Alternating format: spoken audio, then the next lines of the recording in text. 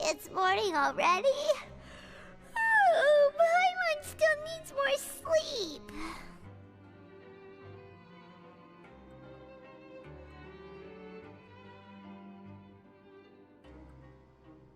Huh? Wait, look over there! Isn't that... It's one of Linny's cards! Let Paimon see what's written on it! Maybe you haven't heard, but today is the monthly free day. Everyone has the day off today, which makes it the perfect time to do some investigating. It's been a while since we last talked. Have you been making any progress lately? Let's meet at our usual spot in the factory area before lunchtime. I have new information. Ooh, today's our lucky day. We have the day off. From the sound of it, Lenny's been making progress with his investigation. Wonder what he's discovered. We still have some time before we meet up. Let's talk with the people here for a bit more before we go.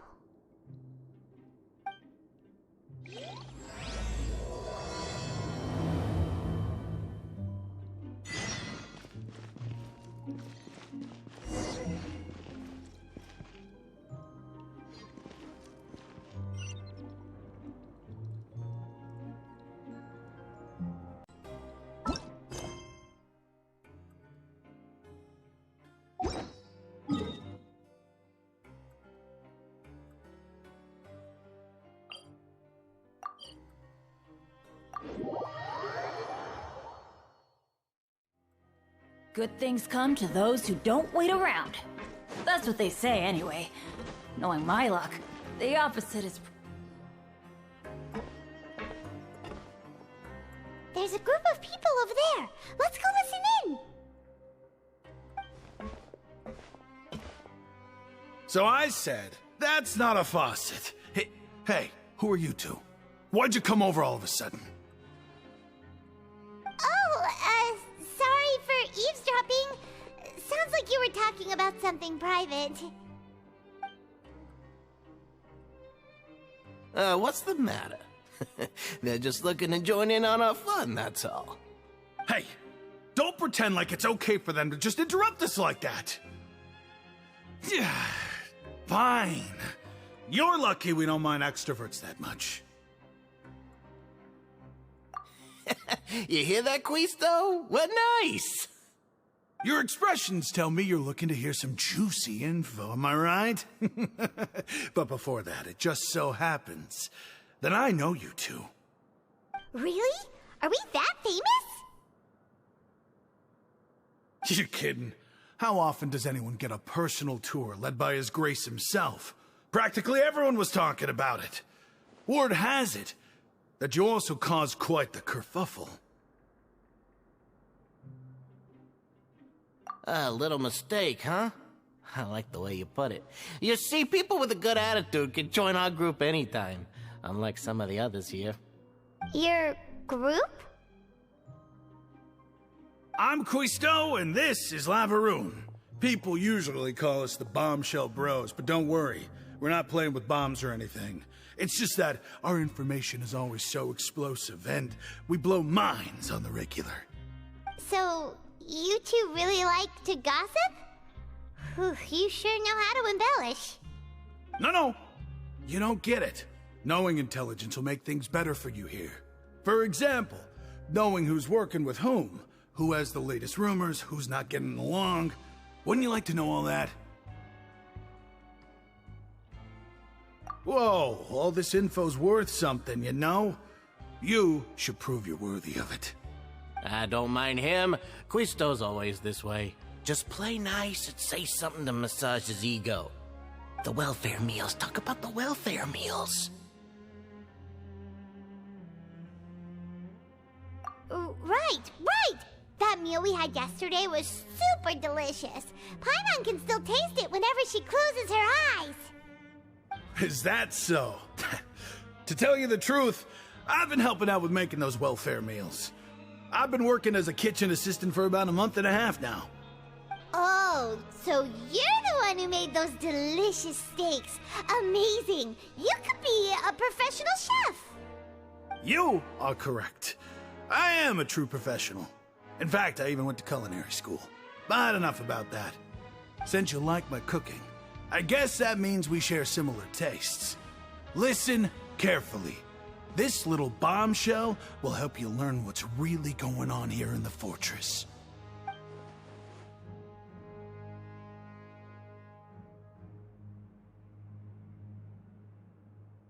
Listen, kids. The power structure within the fortress is quite complicated. The overworlders couldn't care less about us down here. We're basically dogs to them. You've already met the one person here you should never cross, the Duke, Risley. He knows more than you think. And if he doesn't care about something, then he often doesn't bother dealing with it. Those who have the Duke's attention get all kinds of special perks, even better treatment in the infirmary. I know who you mean. It's that Jurier character, right? I don't think there's anything useful about him at all. Why does he visit the infirmary practically every day? Is it normal for anyone to be going in and out of there so often? If you ask me, he's just faking it to get out of work. But did you know that Jurier was a talented researcher from the Fontaine Research Institute before he came here? There's no denying that. I don't care if he was a researcher that could turn dirt into Mora. Once you're in the fortress of Meripede, you're just another inmate like everybody else.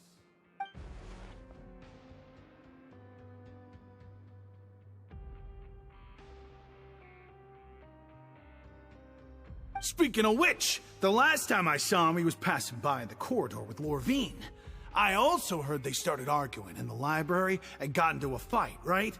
Guess that's just how terrible of a guy he is. You mean he hit a woman? Wow, I never imagined he was that bad. But that Lorvine's also quite the odd one, you know? She's always gabbing away, got into a fight with a man, and she also got sent to the infirmary. Come to think of it, I always see her going to the sick bay every couple of days, too. Huh. Wait a second. You don't think? Do you think could it be that they're secretly meeting there to go on dates? But it's really hard to imagine. After all, I do remember seeing Lorvine beat Jurier to a pulp that one time. And we might be overthinking things.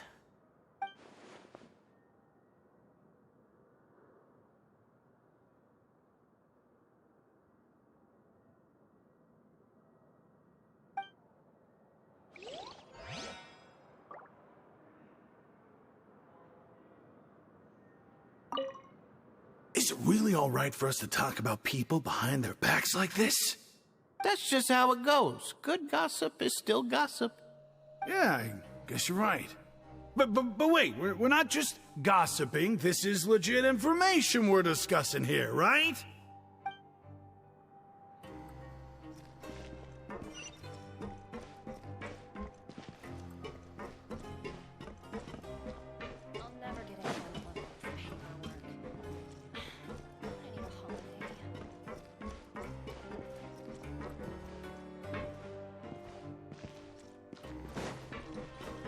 Adventure time!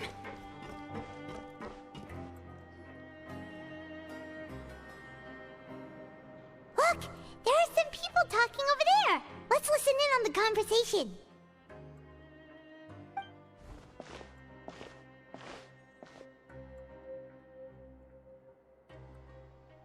If you ask me, those pompous parasites on the surface act like they're all a bunch of aristocrats. Do any of them give half a hoot about a bunch of dogs like us? Hey, speak for yourself, mate. I'm no dog. Oh, you think you're special or something? If you're here, then you're just a convict like the rest of us. I've heard that even if you're released after serving your sentence, going back to life on the surface ain't any better. Once a criminal, always a criminal. We're marked for life. I don't buy that. Hey, how cool would it be if the whole world was destroyed by a giant flood and everyone had to start over from nothing? What kind of filthy bilgewater are you spewing? I have family up there. You best shut your sewer hole with talk like that. Listen, things ain't so great on the surface, but who says that you have to leave? I've heard that you can still stay here and work even after you've served your sentence. Not bad if you ask me. Who wants to live in the ruddy overworld anyway? And what makes you think they want to hire someone like you? That's one of the great mysteries of the universe, how someone as useless as you is so confident. Whoa. Sounds like they're really unhappy about the overworld. Speaking of which, Paimon never heard anyone use the words overworld or underworld when we were living up there. Is it only something the inmates down here say?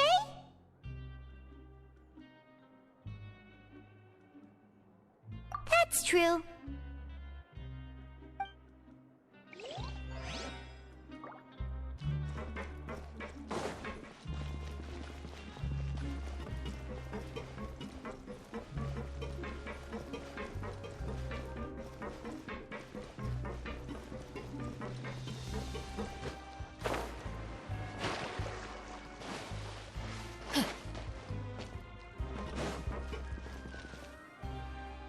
Hey, you over there.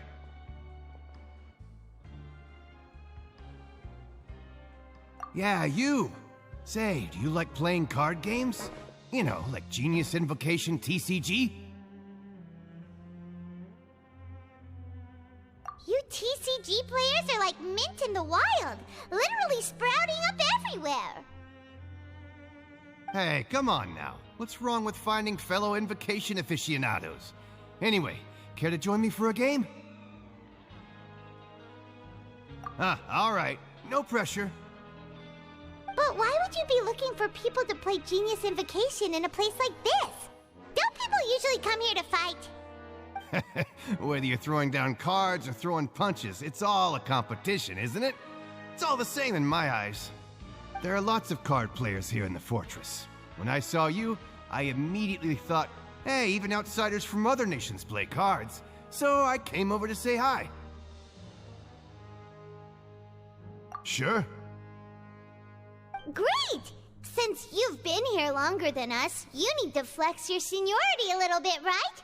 Maybe you could start by telling us newcomers some stories about this place. I thought you would have already heard everything by now. All right, then. Did you have anything specific in mind? Or do you want me to just pick a topic? Why don't you pick? We'll let you know if we've heard it already. All right. Have you heard any strange rumors since you've arrived? Then, did you know that there are some people who are always gossiping over in the corner?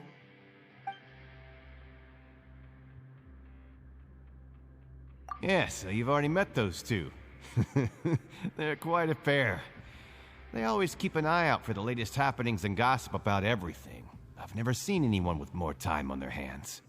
I heard that they used to be a chef and a bartender before they were sent down here. You know how bartenders are, always chatting with customers. And chefs love to pass the time just hanging out when they're not cooking.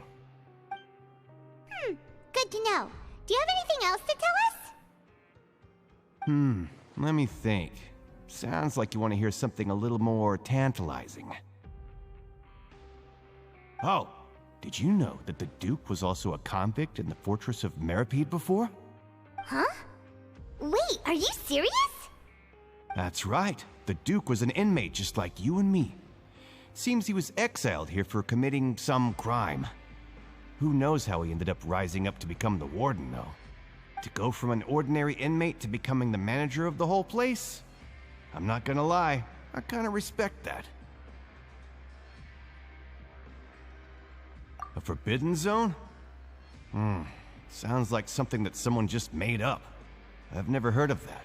Where did you hear about it? It's just a rumor we've been hearing, but no worries if you've never heard of it. Do you have anything else you can tell us? Anything else? Not that I can think of, but I'll be sure to tell you anything interesting I hear next time. You'll have to play a game of Genius Invocation with me first, though. Okay, we've talked to just about everyone, and it's about time for us to go meet Linny. According to the card he left us, we should go meet him in the production zone. See you later. Hey, let's play a game if you ever have time.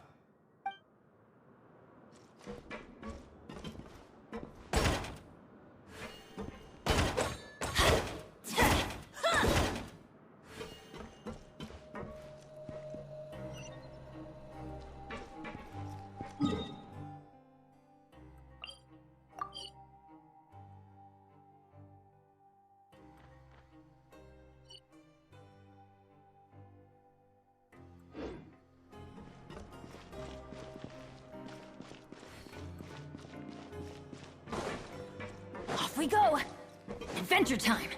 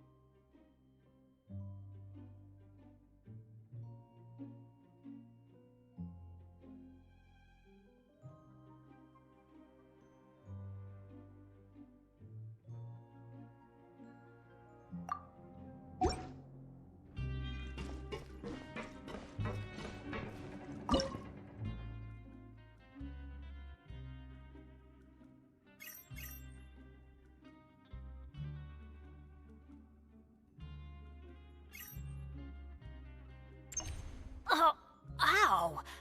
Where did that come from?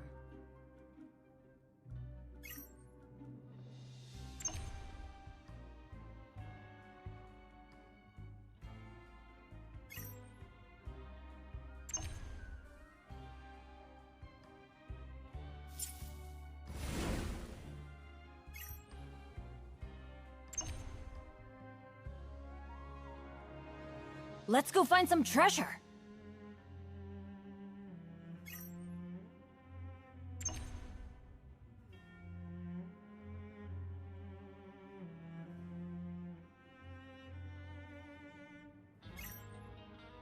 Benny's adventure team, assemble! Oh. Or not.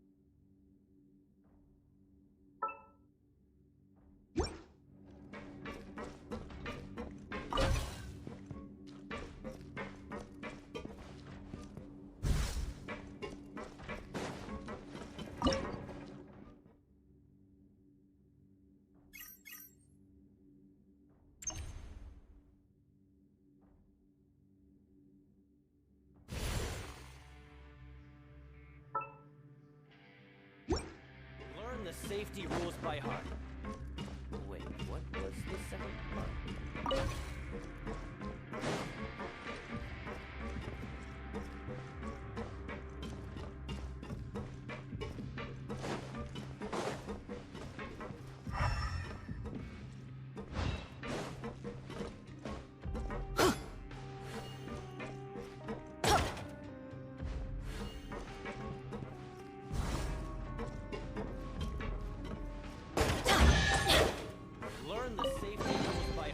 Oh.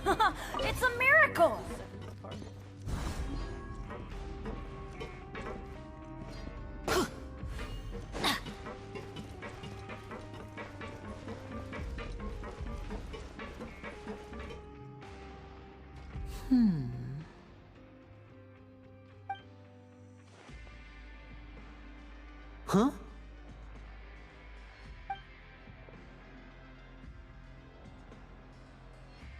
That look in your eyes. You found something? Hey, this is no time to be modest. Just tell him we found a boatload of information. Oh, as expected of the legendary duo, you have my full and undivided attention. Huh. I'd have never guessed that myself.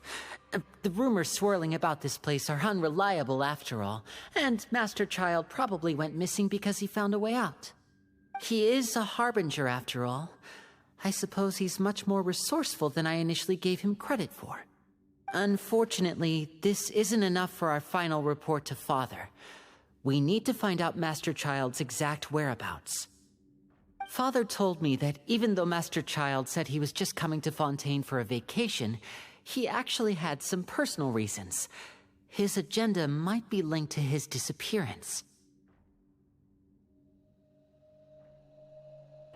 His escape route is already flooded, so we'll have to task someone with professional diving skills to chase after him. Well, when you put it that way, it's obvious that only Fremine would be up to the task. Bingo! Is he around? He's working today. Coming here as a group would have attracted too much attention. I'll talk to him about it later. No need to thank me. This was always a part of our mission after all. Honestly, I'm far more impressed by you guys managing to collect all this information right under Risley's watchful eyes. Collecting information has always been our strong point. Now, let me think.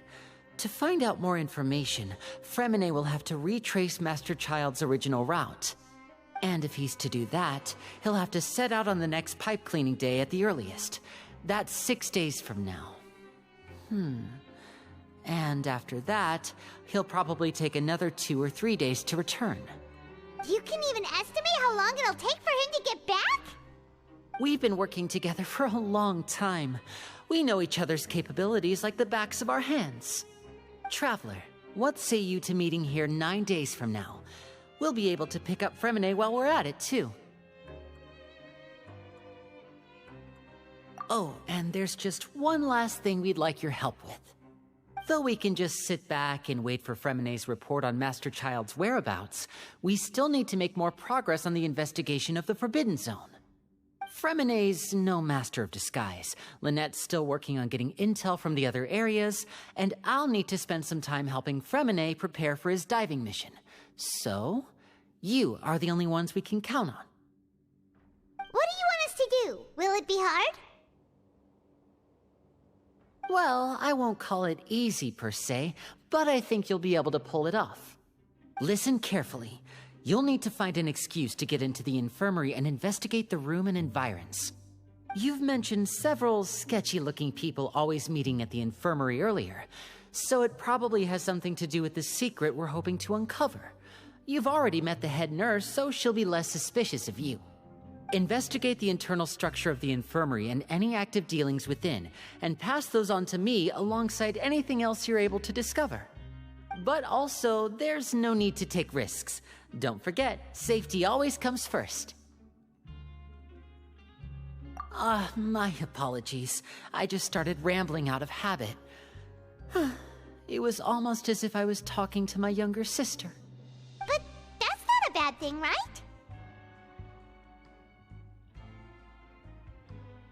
All right, then we'll head out as soon as we finish our prep. Let's go our separate ways for now, then. Don't forget, we meet here again in 9 days. Stay safe.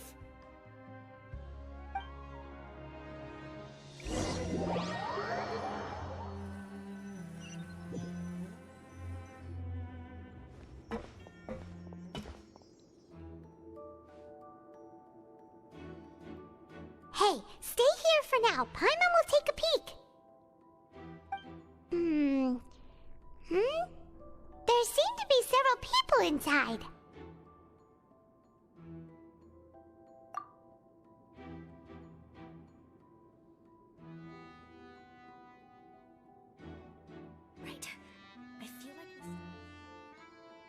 It's not impossible. So...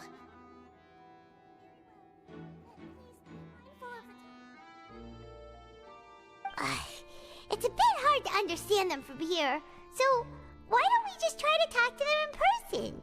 Let's go as soon as you're ready.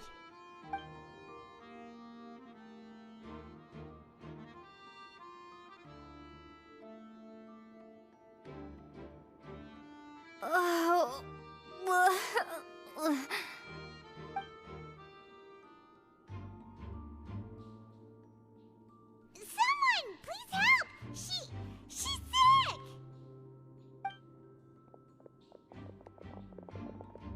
Whoa, are you okay? Oh my! What's wrong, little one? There's no need to panic. Take a deep breath before you begin. The traveler started complaining of a stomachache, and then nausea, and then collapsed onto the ground. Paimon doesn't know what to do! Freezing limbs, twitching fingers, and pale complexion? Could it be poison? Let me take a look. Please, lie down over here.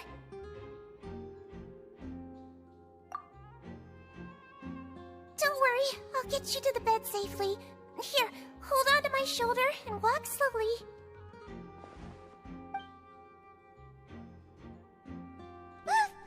You can do it, traveler!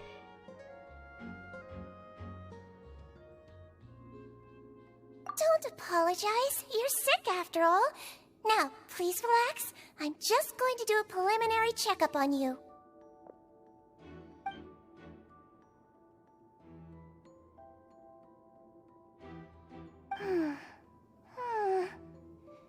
I see now. My checkup has confirmed that she's not in any mortal danger. That's our worst fear out of the way. Eh? Oh, that's good. But... I'll continue my diagnosis of the patient now. Please, relax and take a deep breath.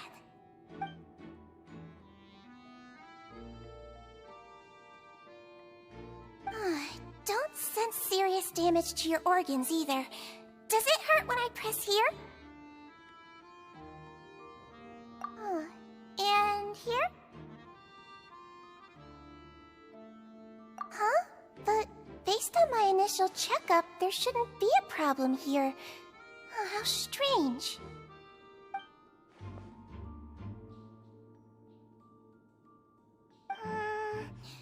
What about here? Does this hurt? Oh, I understand. So that's what it is. I think you just ate something that disagreed with you. That's all. Nothing too serious. Outside of a pretty bad stomachache when it decides to act up. So that's what it is. Thank goodness it's not anything more serious. And there have been other inmates complaining about the food recently. I'll inform our head chef, Mr. Wolsey, of this problem as soon as possible. Congratulations! The health risk is incredibly low, so you should recover within a couple days. Why don't you take a rest here while I go get some medicine for you? Miss Levine, I'll have to trouble you to help me look after this new patient while I'm gone. Very well. And she hopped away just like that.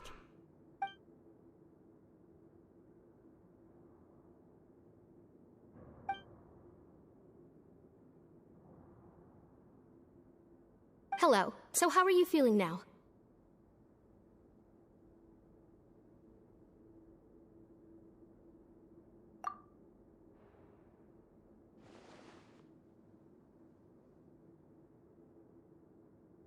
Her stomach aches really bad. She was stumbling about the whole way here, so Paimon's really worried.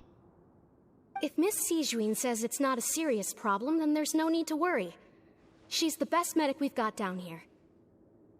But it also looks like she's the only medic you've got down here. Well, that's true. What do you mean, that's true? That's really misrepresenting the situation. Of course I can't speak for the whole fortress, but it's not like everyone imprisoned here is useless, you know? Though they may have committed crimes and gotten locked up here as a result, they still know a thing or two about medicine, and they help Miss Sishuin take care of the sick and injured. Yeah, you're right. But did you have to lecture me about it in front of another patient? Aren't you a patient too? Where did all your energy come from? That's correct. Sorry, I got a bit ahead of myself. Are you two also sick? We've been sick a while. I come back every once in a while for checkups, and to pick up the medicines Miss Sijween prescribes for us. That's just the nature of chronic illnesses. As for her... you could say she fancies herself as Miss Sijween's capable helper because she learned a bit of medical knowledge ages ago. Please watch your mouth, Mr. Jurier. Don't forget that you are the primary reason I have frequent heart palpitations. Hey, don't start arguing now! Please, keep it civil at least!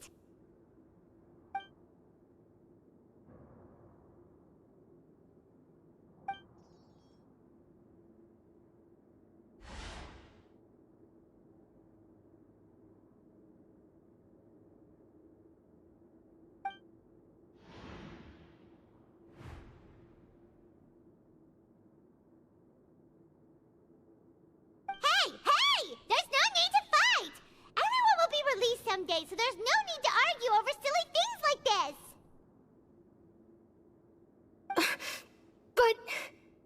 But... Release. It's way too early for us to even think about that. And who the heck knows if we'd even be able to continue our previous lives?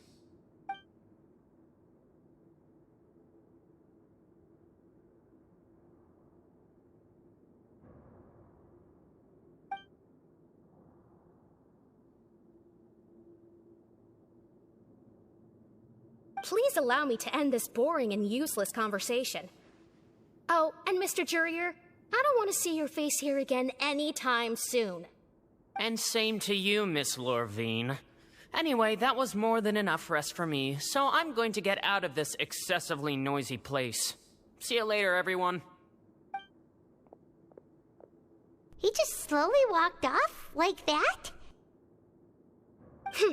That's just what he's like. I'm sorry you had to see all of that. I'm Lorvine, and that's... Well, his name is Jurier, but I hope you'll never have cause to remember his name. You really can't stand him, huh? I mean, can you blame me? Who would like someone who's as arrogant and obsessed with weird research topics as he is? But there's no need to keep dwelling on him. I'll accompany you two for a while. Miss Sishween should be back soon, and I'm sure you'll feel better as soon as you've had some of her medicine. No, it's nothing. I'm back! Did you rest like you promised? Thank you for getting our medicine, Miss Sijween. Did you all cooperate with your bed rest? I trust that nobody got up to walk around. Good. Here, this should be 2 days' worth of medicine for you. Take 1 pill now, and then continue your bed rest.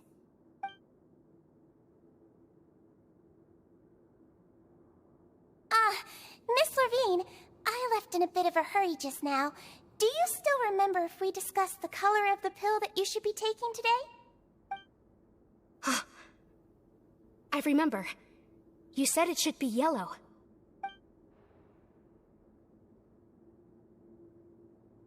Yellow, huh?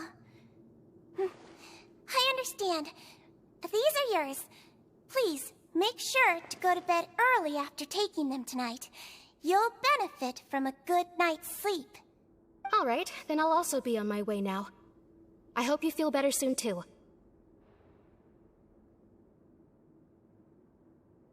See ya! I'm going to fill out your medical record now. You're widely known as the Traveler, right? I just want to double-check a few details, if that's all right with you. Those two made quite the commotion just now, so why don't we let the Traveler rest? Paimon can answer the questions instead. So her primary symptoms are abdominal pain, with secondary symptoms of nausea. Is there anything else? That's it. Alright then. Is there anything we should know besides to take the meds? No, her base constitution is quite good, so I'm sure she'll recover quite quickly after taking the medicine. Please, make sure to stick to bland or less stimulating foods. And don't stay up too late at night. Got it. Paimon will hold the Traveler to that for sure.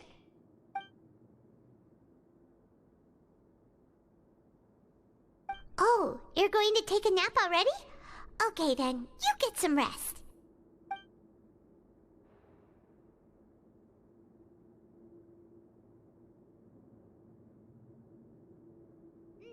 We've been to lots of places together. She may look a bit under the weather now, but she's actually super strong. Oh, so you're the best of companions. Well, don't worry, she'll recover soon.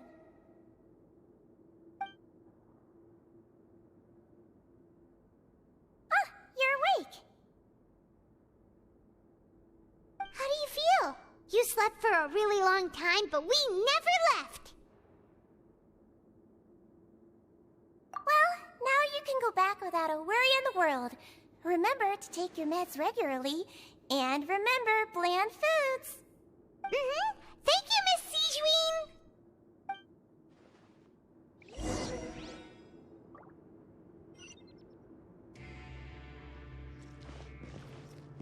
Seems like a lot of people have been coming down with an upset stomach lately. I'll need to address that.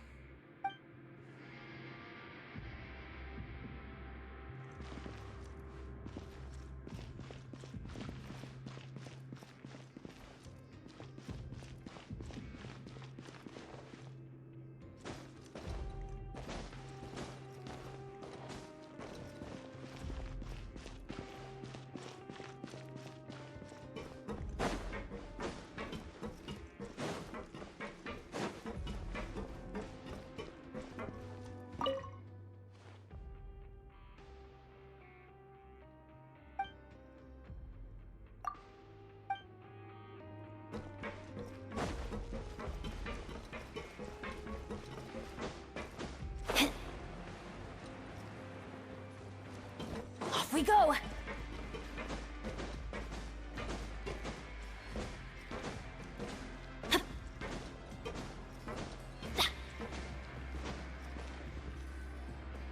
You really are something. To be able to fall asleep like that and even sleep talk the entire time, you scared Paimon half to death! No, but you kept mumbling things along the lines of, Pyron, don't take my grilled fish, and put down the Adeptus Temptation now! Paimon talked with Sijuin the entire time you were asleep. She seems like she's just a sincere nurse, and Paimon didn't notice anything unusual in the room. Are you sure we're not going off track with the infirmary?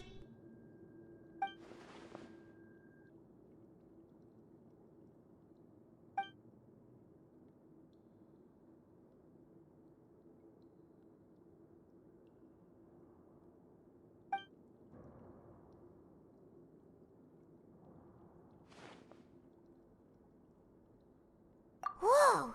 You really are super thorough. All those tiny little suspicious things that Paimon didn't even pick up on.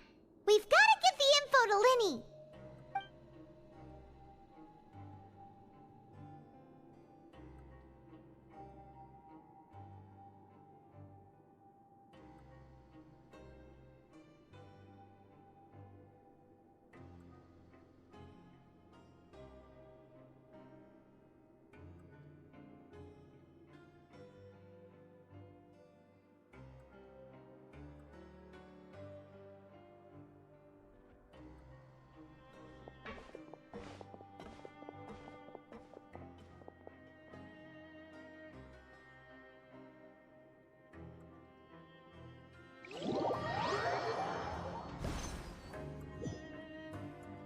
Today's the day! Let's go meet up with Linny!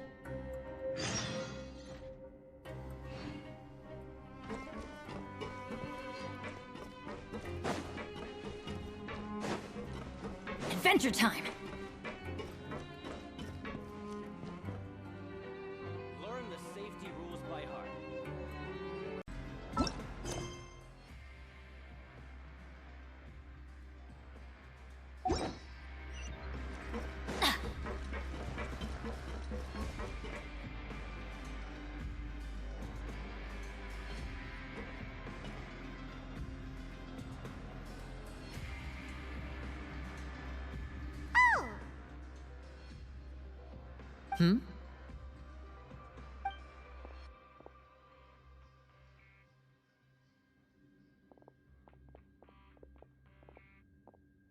Did you two run into any trouble over the past few days?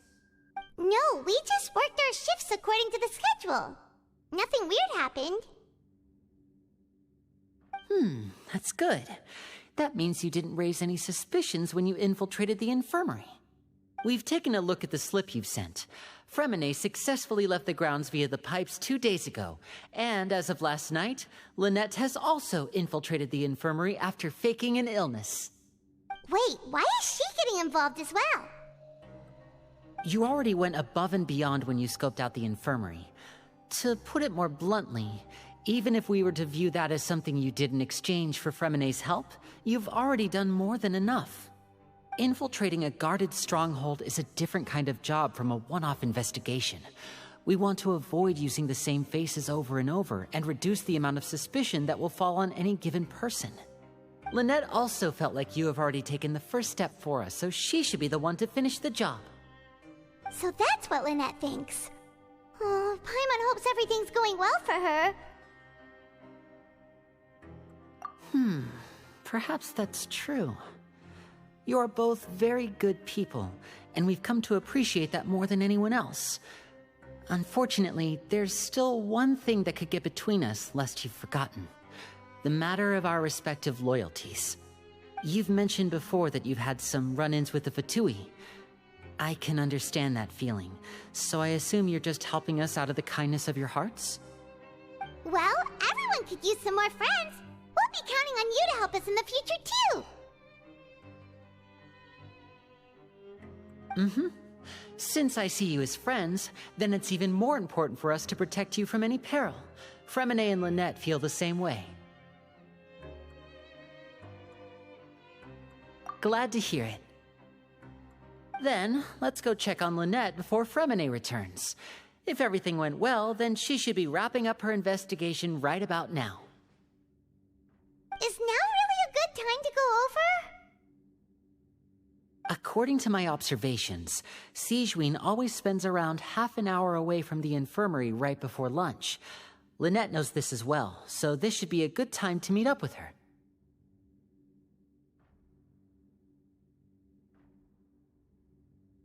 Also, I'm her brother, remember? It's only natural for an older brother to care about his younger sister's well-being. Okay, then let's head over right away!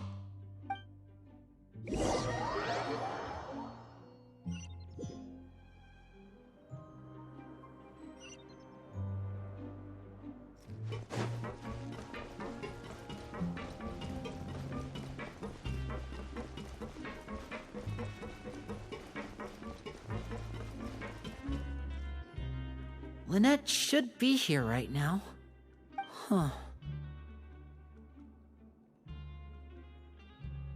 Strange. Lynette? As expected, Sigewinne isn't here, but why isn't Lynette here?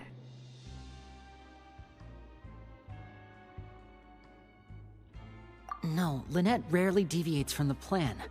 We agreed that if she were to make changes on the fly, she'd find a way to let me know. Unless...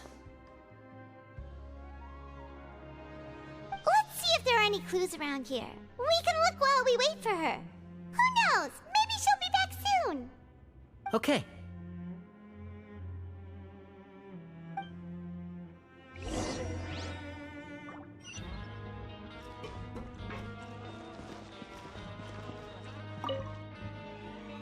There are some books here and a few files.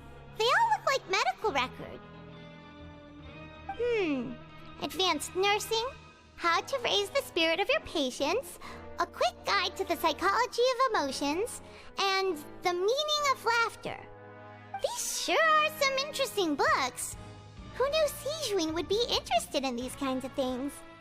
She even has books on understanding people's motivations and feelings. Is it because she's a Melusine? Or does she have a need to understand her patient's emotional state? Seems quite normal to me. These are skills that would come in handy for a nurse from time to time.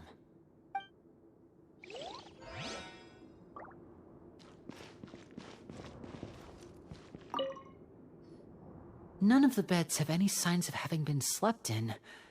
Except that one over there. That's the one Lynette must have used, right? You said she was pretending to be sick. She would have said her migraine was having a particularly bad flare-up. Generally speaking, the head nurse would then ask her to lie down and rest, while she left to retrieve the medication. Which means, either the head nurse didn't return the entire time from when Lynette laid down up until she left the bed, or the nurse intentionally left it this way.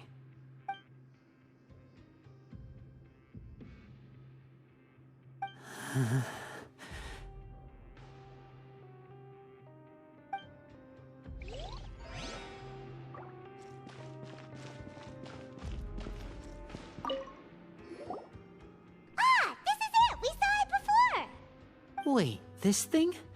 It doesn't look like it's been disguised that well.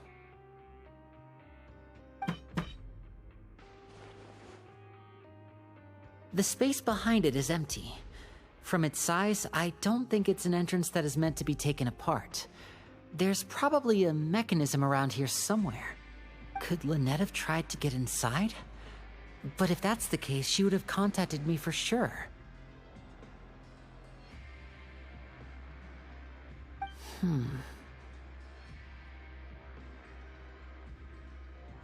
Let's look around here for some more clues.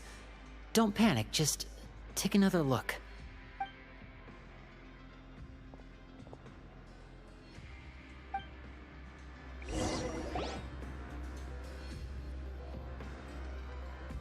Hey, you guys, there's a slip of paper over here! A slip of paper? It's right over here, and there's a bunch written on it too. It reads, "Out of respect for your usual practices, I'll use a piece of paper or card as the medium to pass on my message. You may consider this as me giving you my best regards." This is... Is that all? The back. This is... Show me! Now! That look on your face. Paimon's reading it now. Would you care to guess where Miss Lynette of the Fatui could be right now? No. Could she have... Is she already... Wriothesley. Did he deliberately leave the infirmary unguarded to use it as bait? Wait, you mean he was aware of our goals from the very beginning? But why? We didn't run into any trouble last time, and he also never reached out to us since. Yes, that is a crucial question. Wriothesley, he doesn't do anything without a clear goal or reason. So this means he had no concerns about your activities from the very beginning. You're not from the same camp as us. You were sent down here by Nervulet, so you have no conflict of interest with Wriothesley. We're a completely different story, though. I'd like to know that, too. Why did he only go after her? Don't panic. Just think everything over. I have to stay calm. This is not like what happened last time. The situation's different now.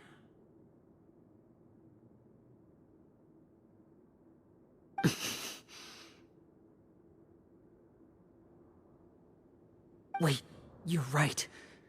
Wait, but that means... The fact that Fremine was able to leave the grounds... Could Wriothesley have let him go as well? But what does he gain by letting Fremine leave like that?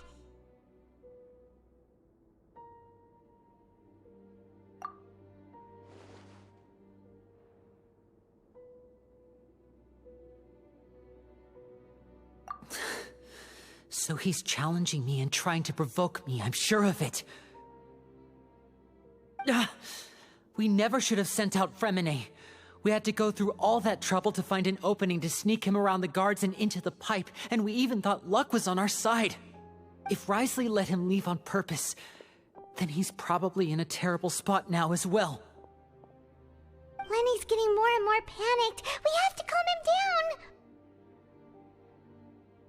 Don't be like this, Lenny. Fremine wouldn't have left if we hadn't told you about Child. That was our fault. No. I'm the leader of this operation, and I'm the one responsible for this team. I was the one who failed to protect them.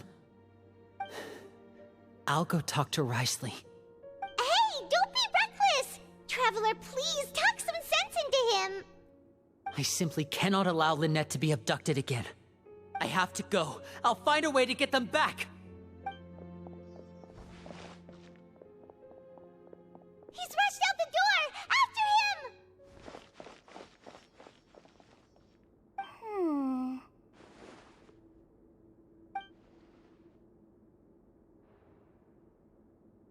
Right. I feel like we still have some room to make changes on these details. It's not impossible, but it'll require extensive testing. Is that so? Very well. Then please be mindful of the time. Huh? Is someone? Pack everything up. Whoever's outside is eavesdropping. They'll probably come in once we stop talking. Someone! Please help! She's sick!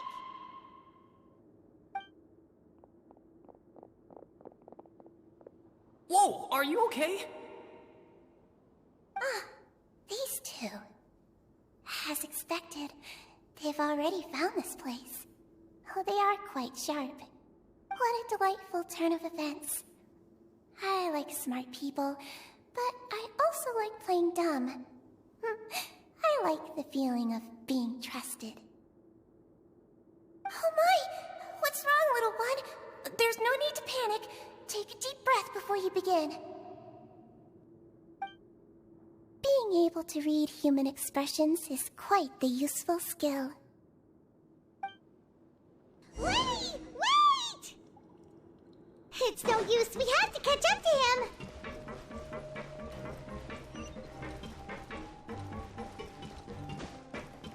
He's already out of sight. How is he so fast? Let's go head him off at Risley's office.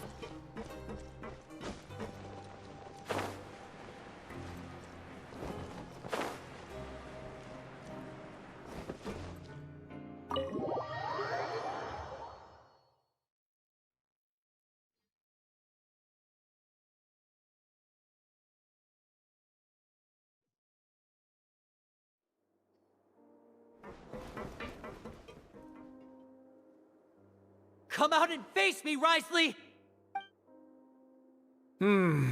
Aren't we at an administrative office space? Why don't you at least try to follow even a couple rules from the fortress's indoor management regulations? What did you do to my sister? I ran into the young miss at the infirmary. I'd heard that she was suffering from quite the migraine, so I decided to invite her over for a cup of tea. I do have some teas in my collection that can work wonders against such an illness. Stop joking around! Where did you take my siblings? I have also heard that your performances are quite the spectacle. Miss Lynette would sometimes enter a box filled with water, only to emerge the next second from another place altogether. Maybe she'll appear behind you right now if you were to turn your head. Is he trying to trick me into turning my head? No, he's probably not looking to attack me right now. All of the hostages are in his hands, and he's even in the mood for small talk. That means Lynette is probably still alive. You knew we were investigating the infirmary from the start, so you deliberately aroused the Traveler's suspicions and baited us into continuing our investigation, just so that you'd be able to kidnap Lynette. As for Fremine, no, you probably didn't even interfere with Child's escape. You let him go, so you could purge the Fatui members that we had planted into your ranks. There was no need to do so. The Fortress of Meripede is a pretty pleasant place. Most people enjoy their lives here. The only ones who act differently are those with personal agendas. It was quite easy to identify your colleagues. You removed our original members and spread the news of Child's escape so Father would assign our team to come down and investigate. Fremine has also fallen into your hands, right? If you're oh so omnipotent and so in control, why would you need hostages? One correction. Lynette is in my hands right now, but Fremine is not. He's not? What do you really want? Lenny! Oh, wonderful. Everyone is here, so I'll only need to say this once. Thank you so much for cooperating with me. Eager and to the point, I see. Alas, only Miss Lynette is currently having a cup of the fortress's finest tea. Although, as per your original plan, Mr. Fremine should also have returned to the fortress by now. But he has neither shown up within my gates, nor has he been taken into any kind of custody. So where do you think he may be right now? Wait, you can't mean... You locked him outside in the sea? I closed the fortress's gate to the outside world. That's all. Fremine's a star diver, so he should be fine, right? No, we're still here, so he definitely tried to find a way to come back for us. So we can't assume he might have made a break for the surface. But why would I do this, you may be asking? To have an audience with you, of course. My intel tells me that Mr. Linney is a great magician, so it's only natural for me to want to have some cards of my own when it comes to negotiating. Besides, I do recall you mentioning to Miss Lynette that you've always wanted to have a face-to-face meeting with the Lord of the Fortress of Meripede, regardless of whether it was in a personal or a professional capacity. Well, you got your wish. So, you've been keeping tabs on us before we even set foot in the fortress. Some of my folks just happened to hear a thing or two, that's all. In any case, I will be straight with you. I was willing to play dumb and turn a blind eye, so we had a pleasant few days playing games together here. But once you started focusing on the Forbidden Zone, all of that changed. Mr. Linney, the cards are stacked against you right now. Miss Lynette is in my hands, and Mr. Fremine is still slowly being pickled out there in the brine. You know just as well as I that he cannot last out there forever. You need do but one thing to guarantee their safety. I would like you to contact your superior, and ideally invite her over for a cup of tea with me. You want to see Father? But why should she bother giving you an audience?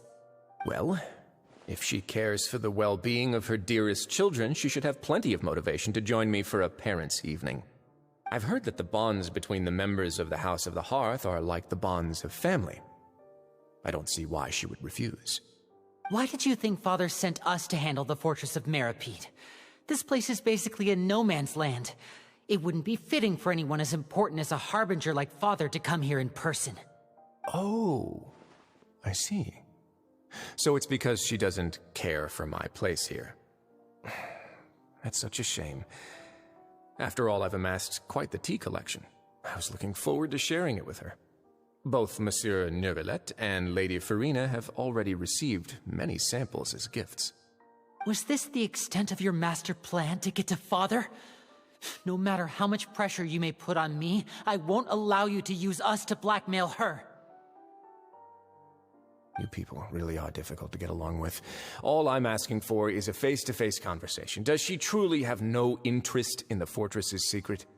Mr. Linney, you have one last chance to invite your father here. If you refuse... Lenny!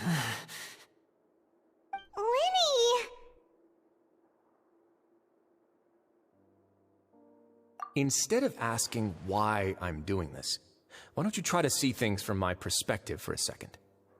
From the very beginning, the Fatui has been actively infiltrating my fortress. I gave you a warning by cutting off the first few operatives I found, but that only caused you to double down. Had you given up on the fortress then and there, I'd have no reason to want to talk. Mr. Fremine left the fortress on his own, and Miss Lynette tried to pry out my secrets right in front of me. No matter how you look at it, the responsibility for this falls on you. I shouldn't ask Father to do anything because of us. 6, 5... Wait, 2, 1. Time's up. It really is a shame, Mr. Linney. Negotiations have broken down. Please leave, ladies and gentlemen. It's time for my afternoon tea. Yeah, listen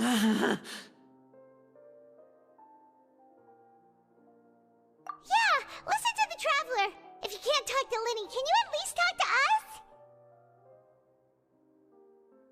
You do realize that I'm only letting you go because of Neuvillette, yes? You're here helping him out, and I've already done my best to stay out of your way. But that doesn't mean you can just do whatever you want. The fortress may be small and remote, but it still has its own set of laws.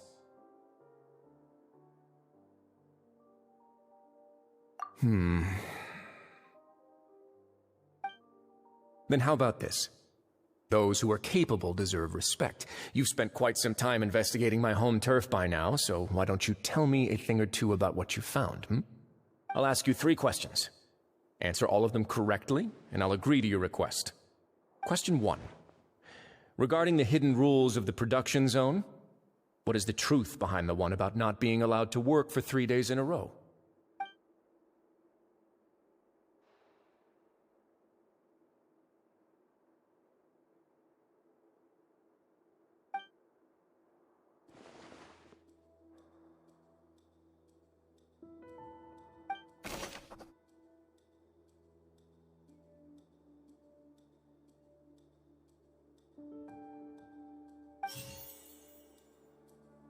I've been told that the infirmary is always empty for the half hour just before lunch. But what could Sigewinne be doing during that time?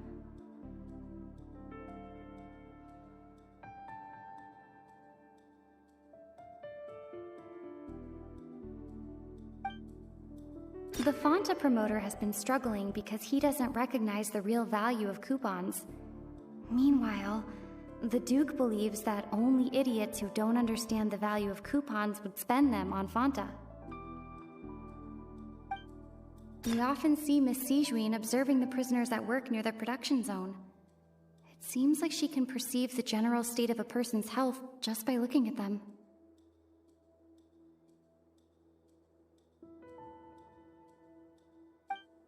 Fonta's internal reports suggest that they're starting a new trial of an unnamed and unpackaged product.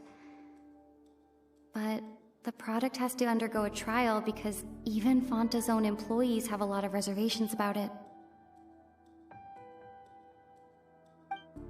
The research note said that the Melusine race perceives the world very differently from humans. Because of that, the Melusines have also developed a sense of aesthetics that appear rather strange and alien to humans. According to Collins, the Pancration tournament only took place because the Fonta company sponsored it. The company must want a return on their investment as well.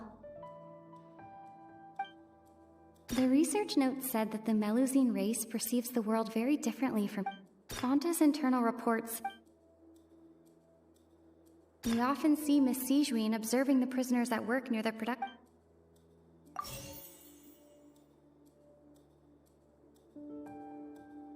We often see Miss Sigewinne observing the prisoners at work. We often see Miss Sigewinne observe.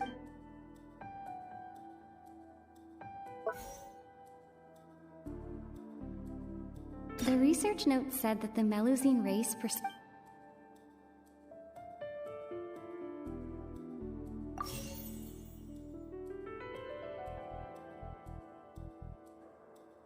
I've been told that the infirmary is always empty for the half hour just before lunch.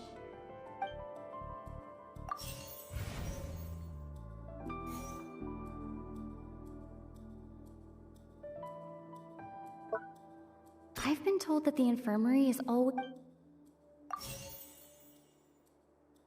The research note said that the Melusine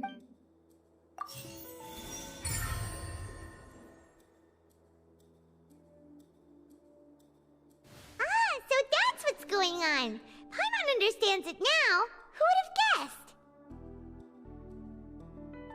The hidden rule of the production zone. People are not supposed to work 3 days in a row, and if they do, they'll get strange meat in their welfare meal. At first we thought this strange meat must have something to do with the people who disappeared.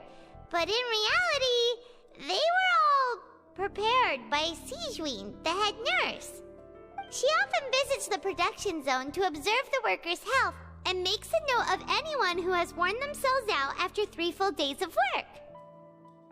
Out of her sense of duty as the head nurse, as well as her genuine concern for the workers' health, Sijween visits the cafeteria right before lunch and cooks an extra dish for those who can use the stamina boost. Sijween has only the best intentions with her surprise gift and doesn't want anyone to find out about what she does. However, unfortunately, Melusines as a race perceive the world differently from humans, and their sense of aesthetics is even more alien to us. The recipients of her lovingly prepared special meals cannot taste the care within and usually just freak out. Are we on the right track? Not bad. You've uncovered Sijween's secret and even guessed her intentions correctly as well. It's nice to know that her efforts have not gone unacknowledged. All right, now for my next question. There are also some hidden rules in the Pancration Ring, including the one that you're not allowed to support both sides of a fight. Why is that?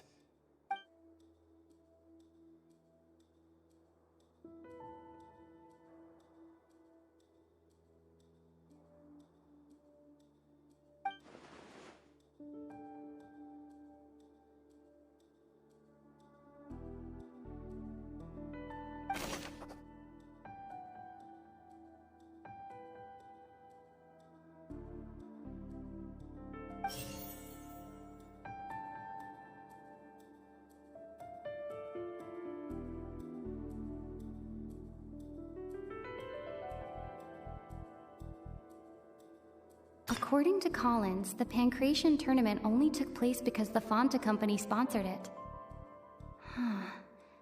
The company must want a return on their investment as well.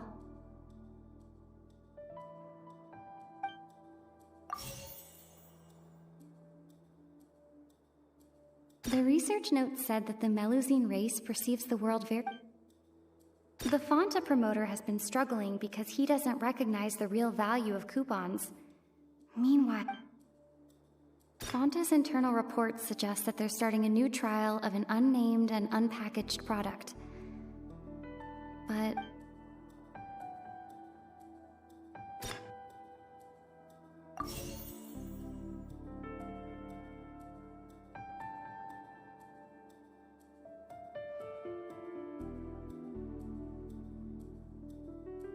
The Fanta promoter has been struggling because he doesn't recognize the real value of coupons. Meanwhile, the Duke believes that only idiots who don't understand the value of coupons would spend them on Fanta. Fanta's internal reports suggest that they're starting a new trial of an unnamed and unpackaged product. But the product has to undergo a trial because even Fanta's own employees have a lot of reservations about it. The Fanta promoter has been struggling.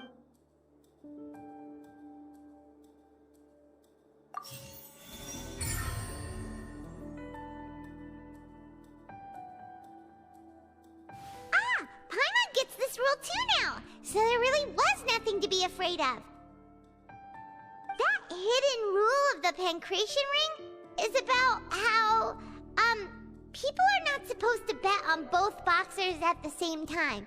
And if they do, they'll receive a package containing a strange, blood-colored liquid. People get scared when they see it because they've subconsciously begun to associate it with the missing boxer. But really, it's just a bottle of the latest yet-to-be-named and packaged new Fanta trial product. A blood-red drink. It's no wonder even Fanta's own staff were questioning the company's decision-making. The company, facing backlash from its own staff, decided to try to trial the product on a smaller scale, to see how it might be received by customers. They came to the fortress of Meropide and offered to sponsor the Pancration tournament so they could push their new product. But the Duke completely refused to even entertain the idea.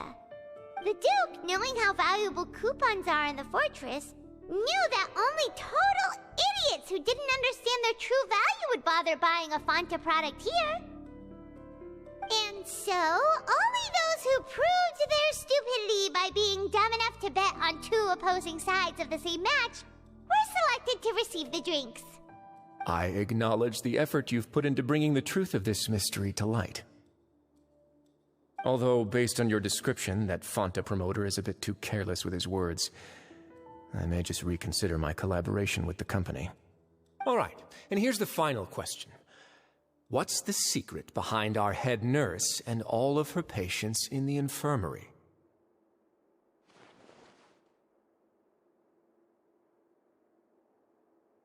Stop your cruel and pointless games, Risley! You know that we haven't finished our investigation, so there's no way we can answer the last question. The thought of sparing Lynette and Fremine never even crossed your mind! You'll pay for this!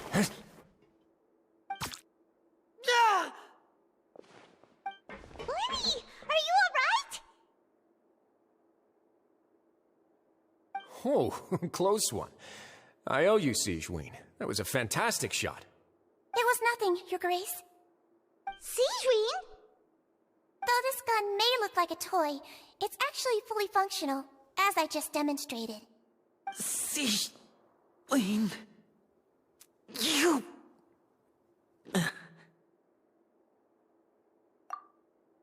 Not at all. I am merely a resident of the fortress, and thus protecting it is my duty. When Monsieur Nervulette asked me to come here, he told me that my job would be to take care of the well-being of everyone here. I am merely discharging my duties. But if you mean what you just said, then isn't Linny someone you should be looking after as well? Isn't he a resident here just like the rest of us?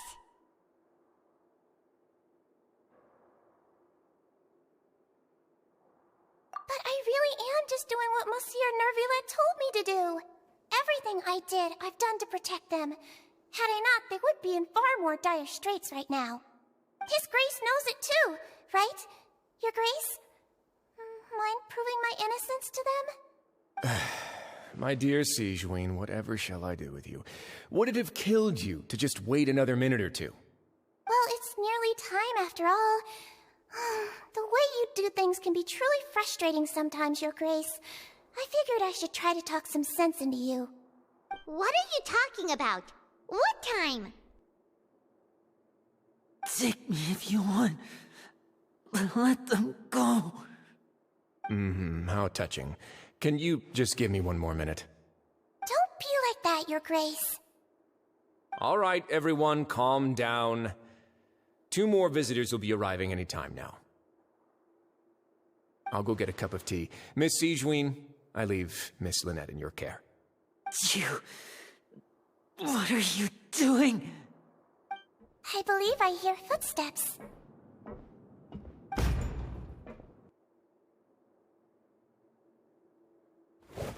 Some space, please. Ah, Miss Clarande. My door. Fremine... Fremine... What's going on? What is Clarande doing here?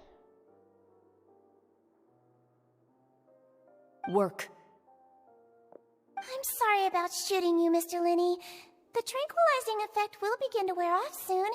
Please take it easy in the meantime, though. What happened to Fremine? Wasn't he diving just outside of the fortress? Why is he looking like this?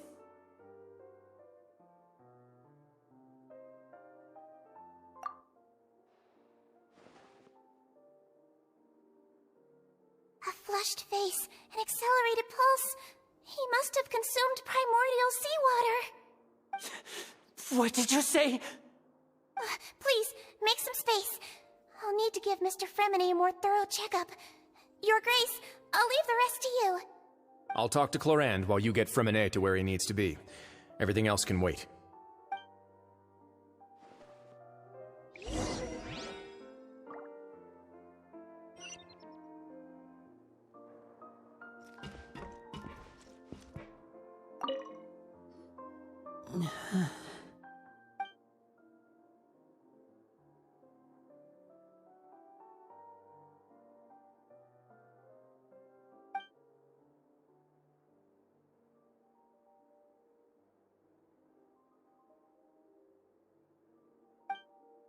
How is he? These symptoms are probably caused by an acute ingestion of a large amount of primordial seawater. Still, his condition is not critical. Of course, it would be best if he stayed for further observation. Let's leave him here for now, and move him to the infirmary once he's recovered a bit more. Sorry. I am aware that the infirmary may not be your favorite place in the world at the moment. We do only have a single clinic in the fortress, however. Why would he ingest a large amount of primordial seawater after leaving the fortress? How could that possibly happen? Please, look after Mr. Fremine for the moment. I'll go fetch some medicine and a respirator. Oh, I'll bring Miss Lynette back with me. Where is she? How is she right now? Oh, she just took a nap in an empty room after I tranquilized her. If my calculations are correct, she should also be waking up right around now. You might not believe me, but His Grace and I actually made some snacks and tea for her.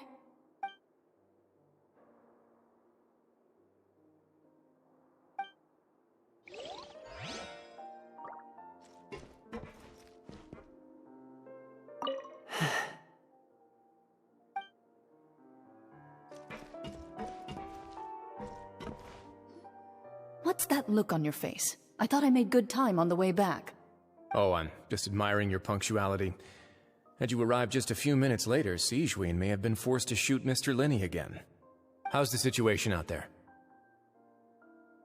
The water has changed. It's pretty much as expected. The concentration of primordial seawater has increased significantly. I was only out there a short time, so it wasn't too bad. But if one were to stay for any significant amount of time... well, you can see how that boy's doing. Where was he when you found him? The abandoned zone at the end of the pipes. A good distance into the water. Closer than I thought. He must have recognized it early on and tried desperately to swim back. Locking the door was necessary. I don't think we could have saved two. Well, I did try to convince him that I had my reasons. Never seems to work, though. It would probably work on Neuvillette. He has a knack for picking out who had good intentions, even when the outcomes were all terrible. That's a bad sign if you're having to plead your case to Neuvillette. Want some tea? Not particularly. If you want to drink some that badly, just say so. Fine, I'd like to get some tea. Want me to get you a cup too, since I've already made it? Might as well then, I suppose. Actually, do you have a towel? I would like to dry my hair.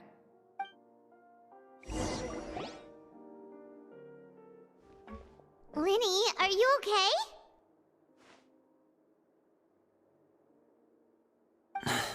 I'll be fine. They're all here now. Don't worry about me. Are you sure? You don't look all right. My hands and feet are still a bit weak, but that's probably just the residual effects of the tranquilizer shot. I'm back, everyone. Lenny! Oh, Traveler, Paimon, you're here too. Fremine? Is he... He'll be fine. But for now, please help me lift him up.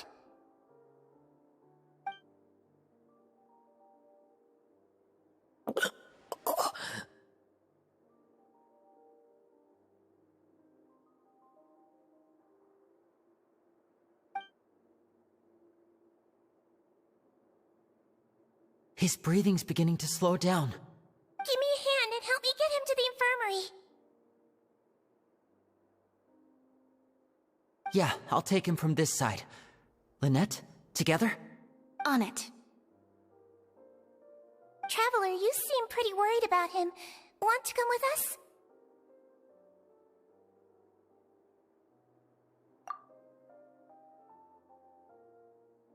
The Duke and Clarande are gone. you in to get some tea. The Duke will explain the truth in just a bit. Miss Cloran will need a break, since she only just returned from rescuing Fremine out of the sea.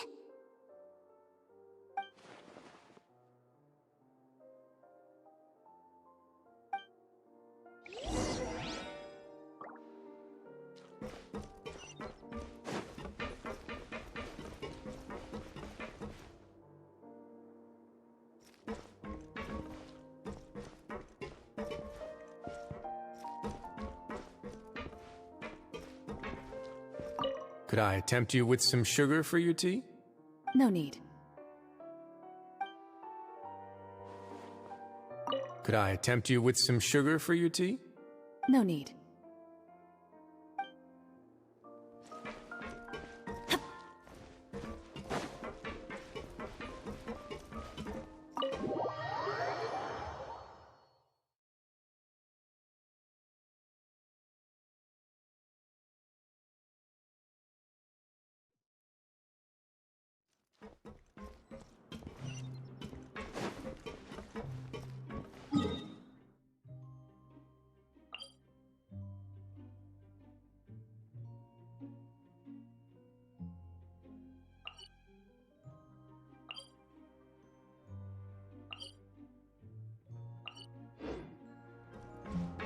Adventure time!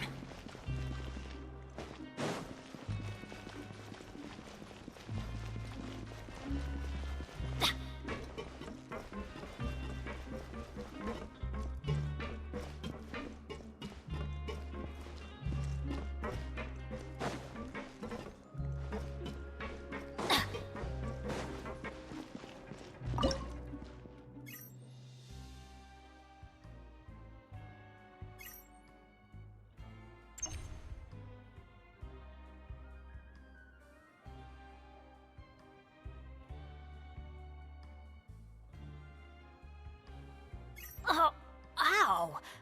Where did that come from?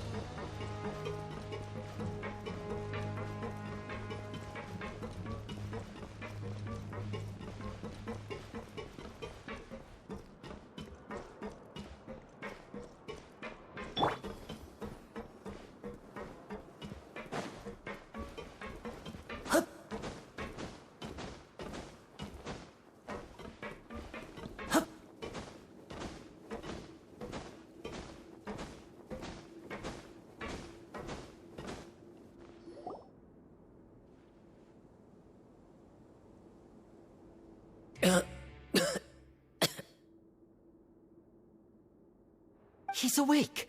Fremine, how do you feel? Lynnie... Lynette... We're all here. Where... am I? The infirmary, at the Fortress of Meripede, Mr. Fremine, and you are no longer in any danger. How do you feel? Don't push yourself if you're not feeling up to it. Traveler... Paimon... It's been so long. The sea! There's something wrong with the seawater. Shh, it's okay.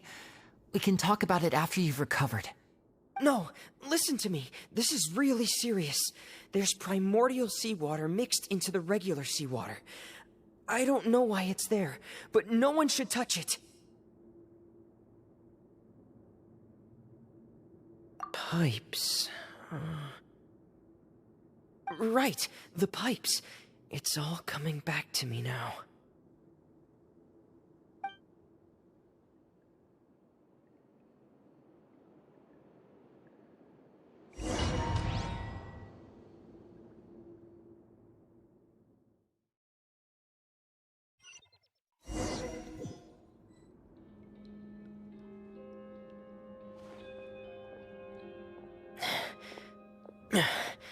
I'm in. Seems like this pipe hasn't been used in a long time. It looks abandoned.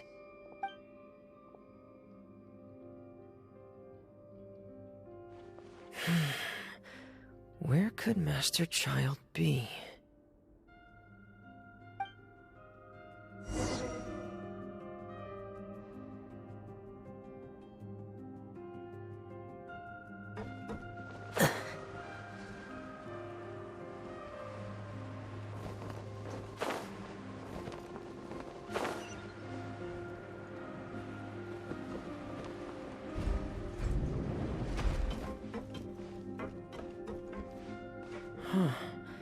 This mechanism looks like it's been tampered with. Could he have done it?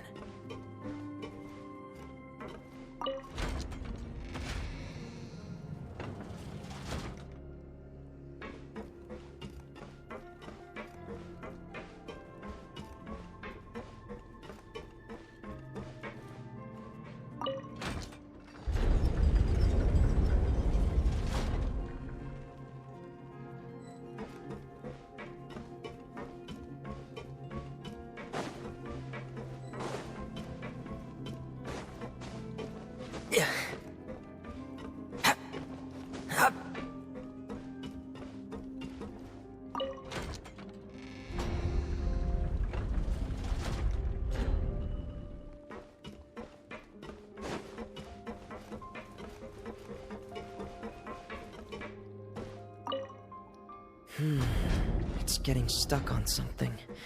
Seems like I'll have to avoid those obstacles while I turn it.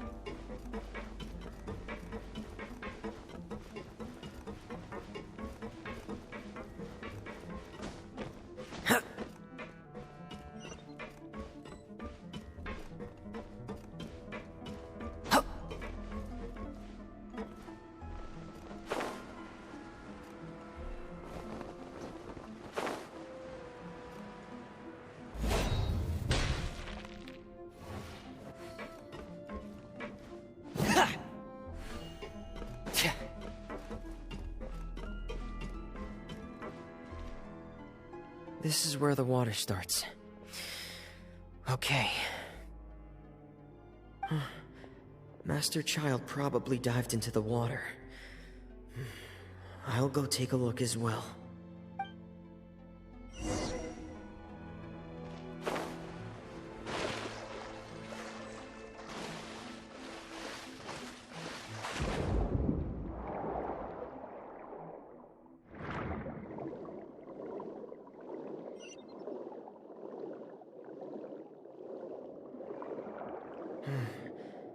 The vegetation here is a bit more sparse.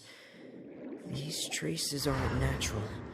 A person must have left them, and recently. I should be going in the right direction. Oh, there are traces here too. I need to keep going. Huh?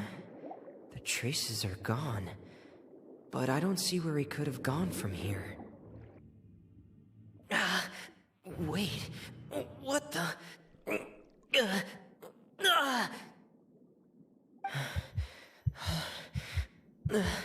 My heart is racing, and it's getting harder and harder to breathe.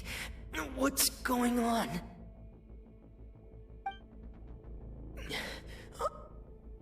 No good. I have to get back. They still don't know anything about what's going on. If I turn back right now, I should still be able to make it.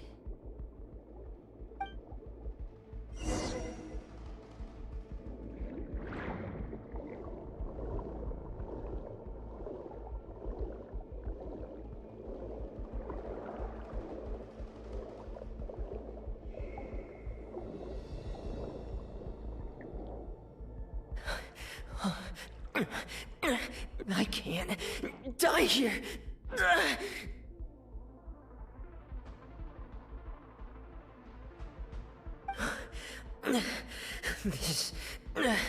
This is bad. I'm feeling worse and worse, and I'm still underwater.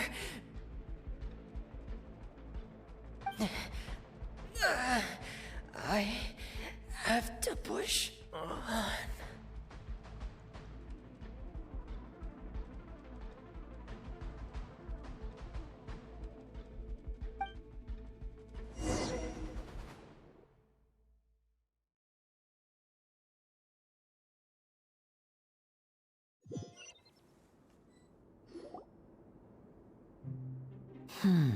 So, in other words, the trail you were following vanished, and you had no idea where Master Child could have gone, but there was also no obvious place for him to have disappeared to. That's right. I tried my best to swim back, but I had already put some distance between myself and the fortress, and I just couldn't find the strength to keep going. I probably passed out some time after that, and you know the rest. Miss Clarande brought you back, but we also don't know why she just suddenly appeared at the fortress, or why she went out to save you. Miss Clarande, you say? I must go thank her in person. You're still too weak for Monet. You can go after you've had some more rest. Miss Lynette is right. I believe Miss Clarande will stay here as a guest for another few days, so there's no need to hurry. A guest? Then I can assume Risley was the one who invited her to come down here? You should ask His Grace about that. He'll be able to explain better than me. Yeah, it's about time he actually told us what's going on. Wanna come with us, Liddy? No, please go on without me. I don't want to leave just yet. Lenny. The logical part of my brain is aware that we're safe right now, but I still can't bring myself to leave. Both of you are just in danger. Understood. Then let's just sit together for a while. In that case, I'll leave the infirmary to you. The Traveler and I are going to head out for now. As long as you stay in here, I don't think you'll be disturbed. Thank you.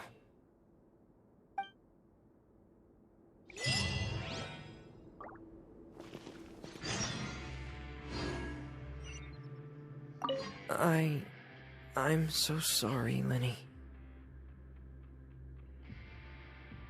I'm also really sorry, Lenny. I should have been more careful. Don't say that. It was all my fault.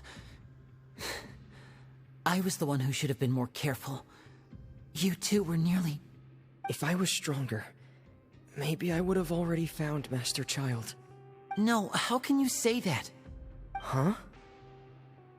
I'm sorry. What I'm hearing is, we all dropped the ball at some point during the mission, so the responsibility falls on all of us. Isn't that right? Yeah, that's right. It's on all of us. Lenny, we understand that you're worried about us, but we're worried about you as well. Please don't blame yourself. We want you to keep your spirits up. Yeah.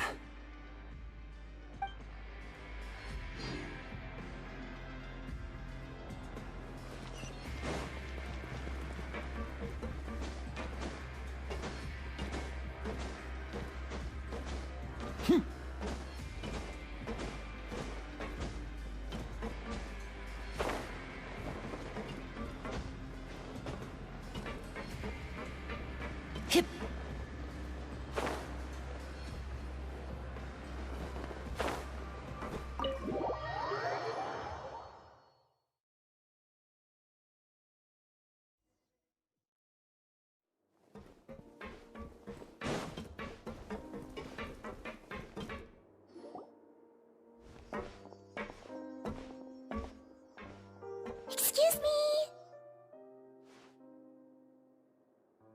I take it Mr. Fremenet's condition has stabilized? Of course.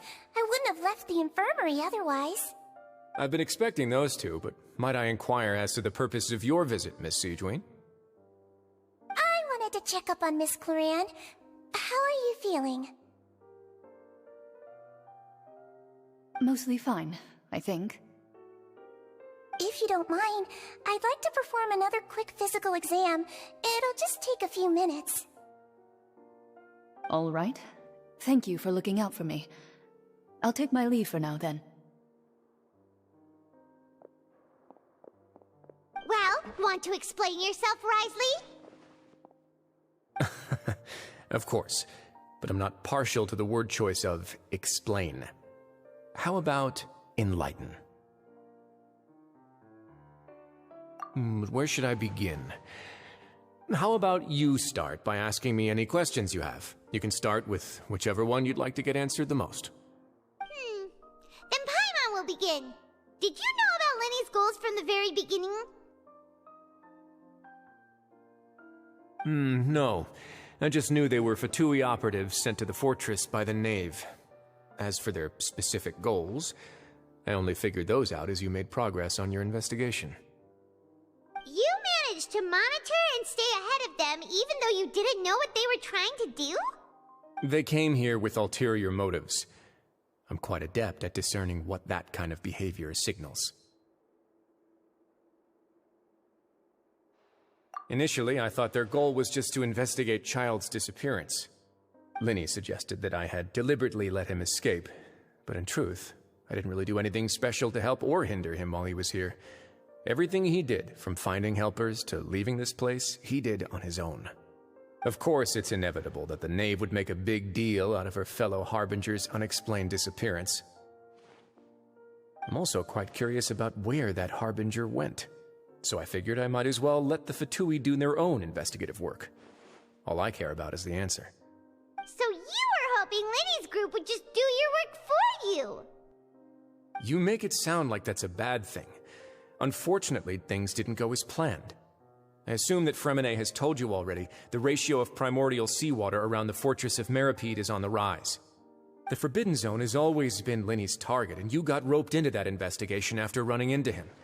I began to intervene out of concern for your safety, and also to prevent the fortress from becoming entangled in more irksome matters. Are the rumors true? That you're also a former criminal? Now, why would you put it like that? Isn't staying here all day and serving as the manager of the fortress a kind of sentence unto itself? Another form of prison? I just happen to have some support from the rest of the inmates. That's all. Oh, right! Paimon wanted to ask, who invited Cloran down here? Me, of course. I paid her good mora to come down to the fortress for some field work. As a champion duelist, Miss Cloran could be considered to be an independent party. I needed to find an exceptionally capable person to help me get through the impending crisis. And saving Fremenet was part of that crisis? You can think of it like that, yes. Credit where credit is due, that boy is quite adept at diving. Had conditions not been as hostile as they were, he probably would have found the missing Harbinger already.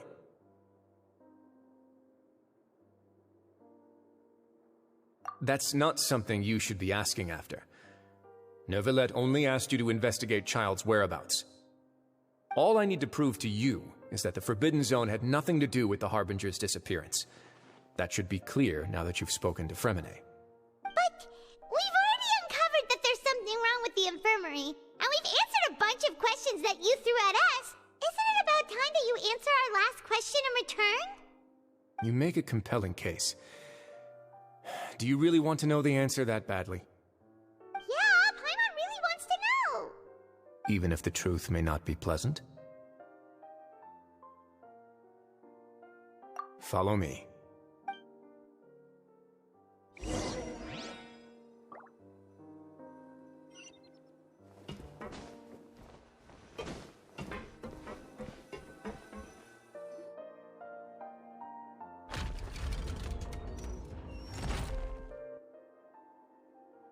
There's a hidden door here? And a whole basement behind it? Huh. You're pretty good at hiding stuff, Risley. It seems you've forgotten just what kind of place the Fortress of Meripede is.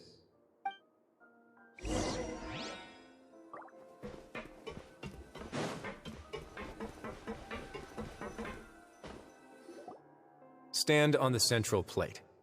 Wait, is there a secret mechanism or... Whoa!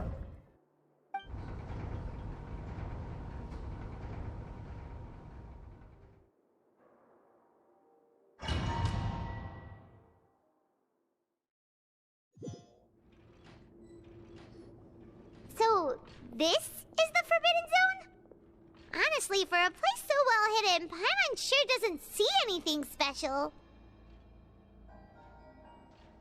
What a huge door! There are 3 such isolation gates in total. Generally speaking, I'm the only one who's allowed to go inside.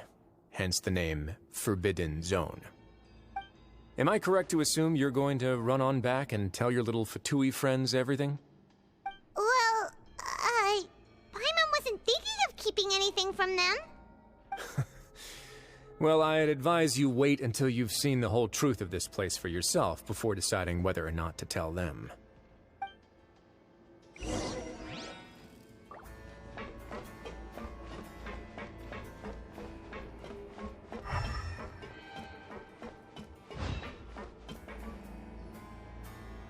Huh. So there's a switch on the side. Stand back.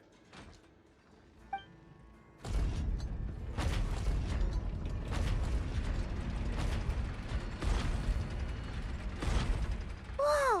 They all just went up one by one!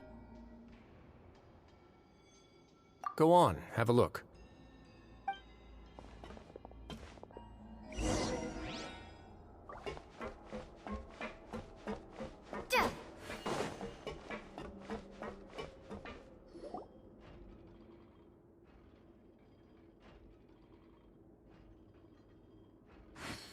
I've been interested in what lies beyond that gate ever since I assumed leadership of the Fortress of Meripede. Of course, it would be unwise to recklessly open it, but it'd also be risky and negligent to simply ignore any potential danger that could be behind it. The readings on that dashboard have not budged since the day when I first laid eyes on this place. But over the past year, the needle has crept upwards from its original position, likely because some parameter it's been tracking has changed, if only infinitesimally. Normally, I would have ignored it, but I happened to have some free time when I noticed it, so I investigated. Any guesses what the reading could be tracking?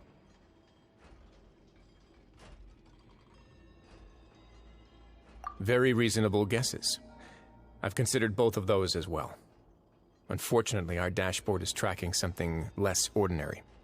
The temperature should vary with weather and climate changes, so for something that rarely shifts, the water pressure is more likely. We ran a few tests to increase the pressure from the outside, but the readings didn't change at all.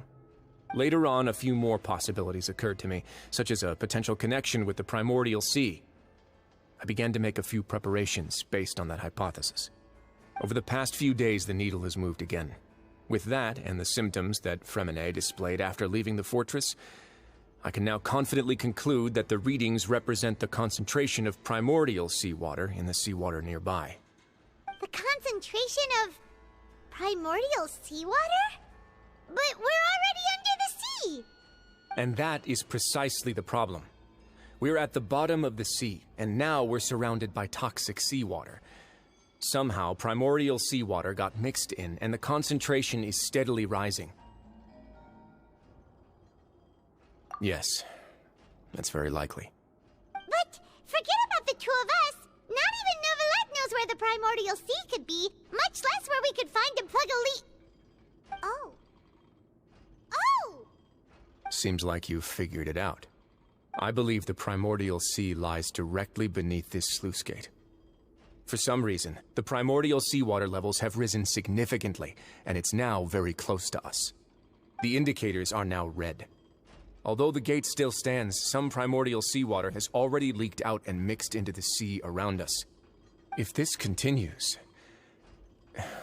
soon it will no longer be able to hold back the primordial sea at all.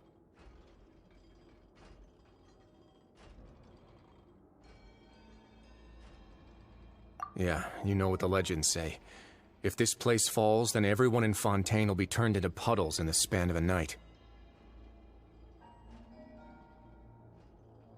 But that's just too weird! Why would the Fortress of Meropide be built right above a sluice gate for the Primordial Sea? Who built this place anyway? Your expression tells me you think this might be part of a vast, complicated conspiracy. To be honest, you might find the actual answer may be exceedingly boring. It's just that the secret of the Forbidden Zone had been long forgotten by the nation before I rediscovered it with my research. There's no single founder of the Fortress of Meropide in any traditional sense. What we know about its history has been left to us by the people who used to live here. When the previous Hydro Archon Egeria ruled the land, all convicted criminals from Fontaine were exiled. The people drove the criminals away like a wolf pack chasing away the banished. The criminals received no sympathy of any kind from the people. They were exiled to the desolate seaside, where they experienced only pain, struggle, and the bone-chilling cold.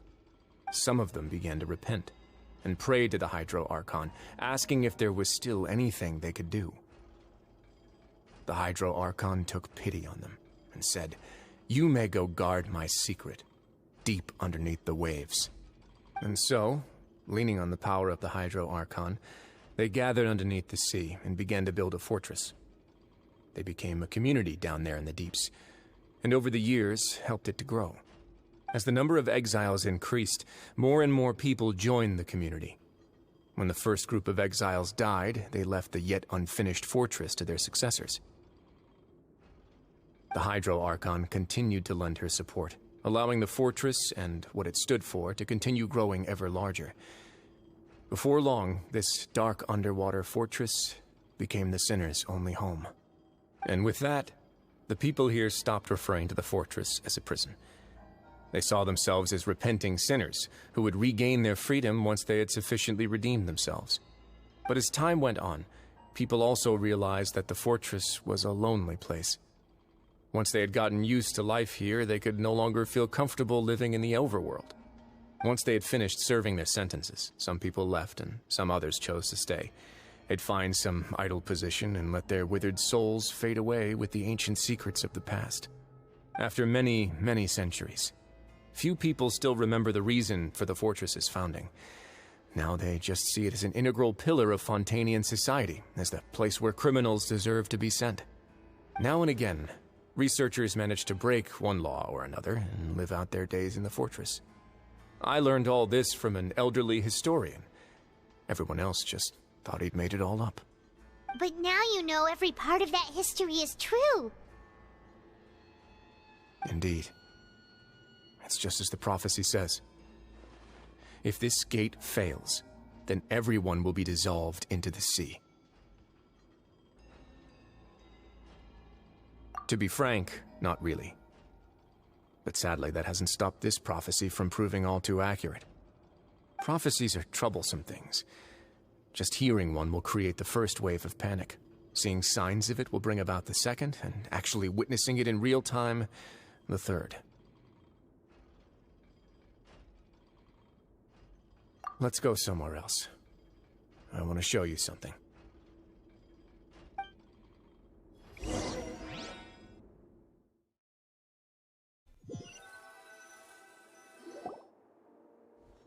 This is it. Your Grace, perfect timing. The results from our last round of experiments have... Wait, Jurier, he's not alone! Huh? Lorvine and Jurier? No need to panic, you two. I've already told them about our plan. What? After you warned us not to tell a single soul about any of this? I'm skeptical as well. Are you sure they are trustworthy? The results speak for themselves, don't they? These two may already know more than you could ever imagine. All right then, if Your Grace insists. They seem harmless enough, so I'll trust them for now. Well, how about some reintroductions? This is Jurier, one of the highest-ranked researchers from the Fontaine Research Institute. He used to work under Edwin. I trust that you've heard of Edwin? Good. Saves me a bit of time explaining. Edwin's main areas of research were archaeum and gravimeters. As his assistant, Jurier is quite familiar with them as well. I hired him to be my technical consultant. You want to blow up the fortress of Meripede? Ah, what a lovely idea. I'm already imagining it in my head. Gotta admit, I'm tempted as well. Guys, focus! Focus! That taskmaster over there is Miss Lorvine, and is also one of my technical consultants. While Jurier used to be Edwin's assistant, she used to be Jurier's assistant. Ooh, are they together? See, everyone keeps asking this question. Are you too sure you're not a couple and just using your work as a convenient cover? Your Grace, I am not in a relationship with this man. If I dated her, I'd officially be madder than Edwin. Jeez, forget I said anything then. Follow me. Whoa, there's another door that goes right up. Your constant amazement makes it seem like the fortress can do anything. But Paimon really thinks everything's super cool.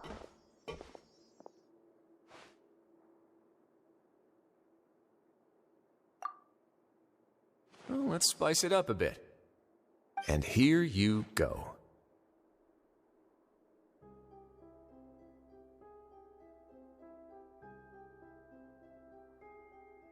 What a huge ship!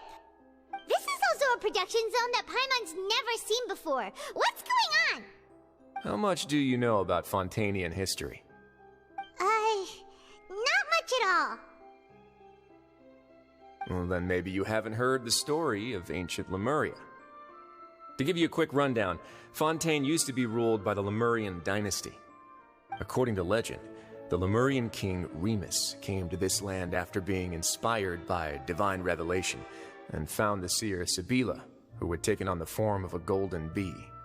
Taking the golden bee with him and riding on a huge ship, the Fortuna, he created his nation above the surging waves. He called his nation Lemuria and used the Fortuna to incessantly search for new tribes and islands, calling on them to join his empire. There's a ship in this story too? Where there's water, there'll be ships. People believe that hope can always be found at the end of a voyage. Do you believe that too? To a point, I think. As you've already seen, I have a whole factory's worth of labor, materials, and technology at my disposal. Certainly can't hurt to give it a try.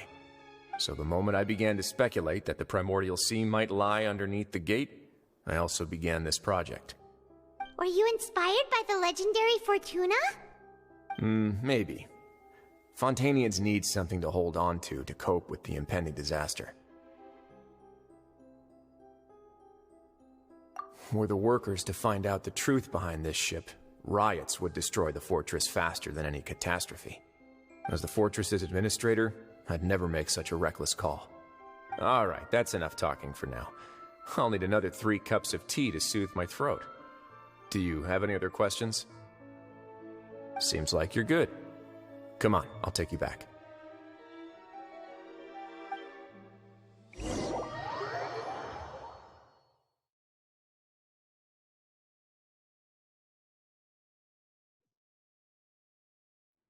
I'll leave you here for now.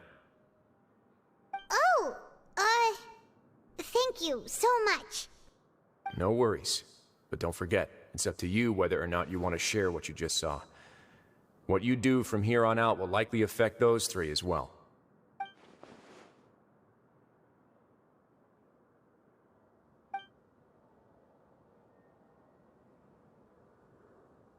Yeah, we'll put a lot of thought into it for sure. Great. I look forward to what happens next.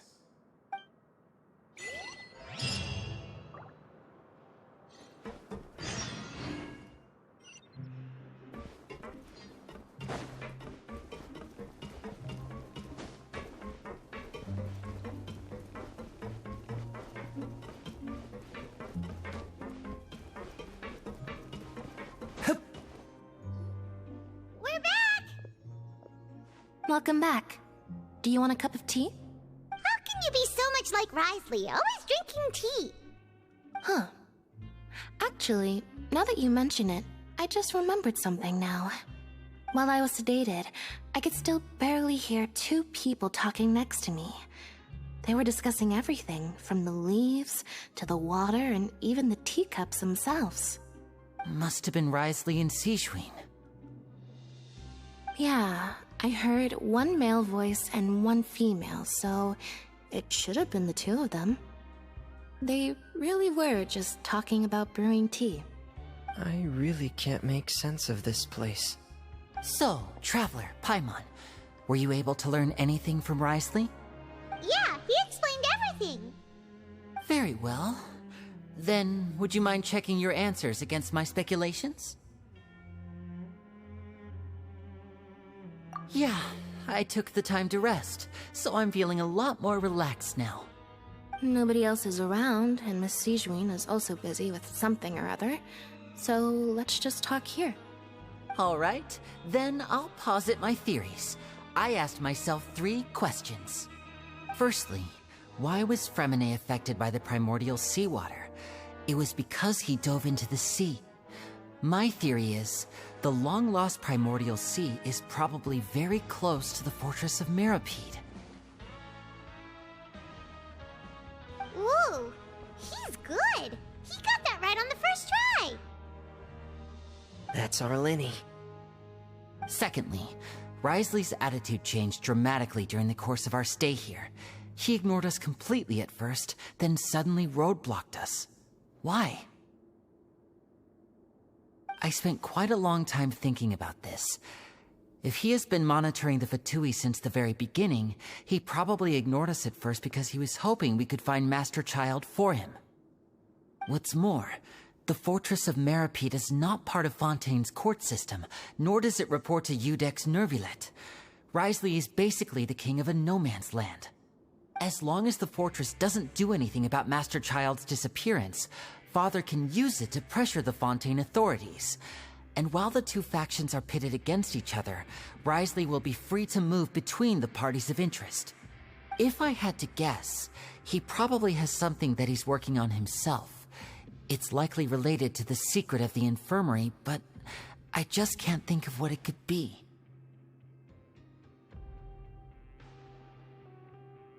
You're super smart. Thanks so much. Then finally, there's the last question. If Risley does have a plan, what could it be? All I know for now is that his plan probably has something to do with the changing nature of the seawater. He's even gotten Cloran to help him out. That can't be the full extent of what he's doing. There's probably a secret passageway behind the block in the infirmary, and there's something big in the fortress that most people here never get to see. He has a bargaining chip, and it could be important enough for Father to deal with him directly. I don't have enough information, so I have no idea what his chip might be. But let me guess. You have the last piece of the puzzle.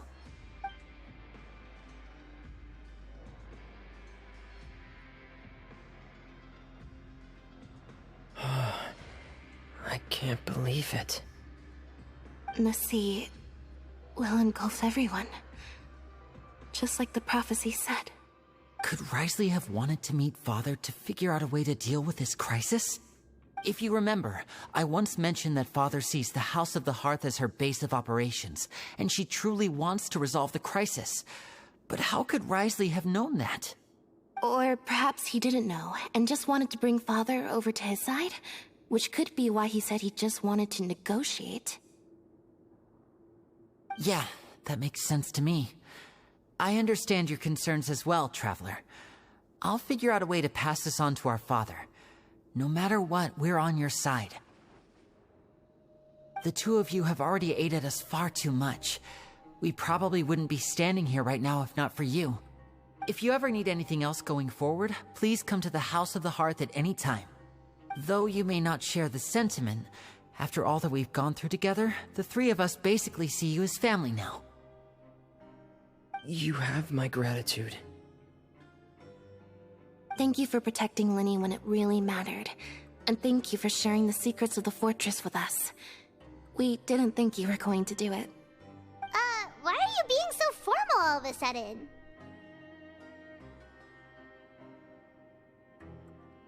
Given your strength, you might not need our help at all.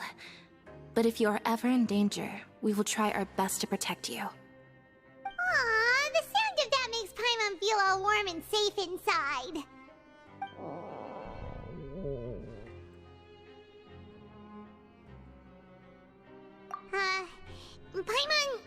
Paimon's hungry. Oh, you've done so much already. Go get some food. Alright, then we'll catch you guys another time.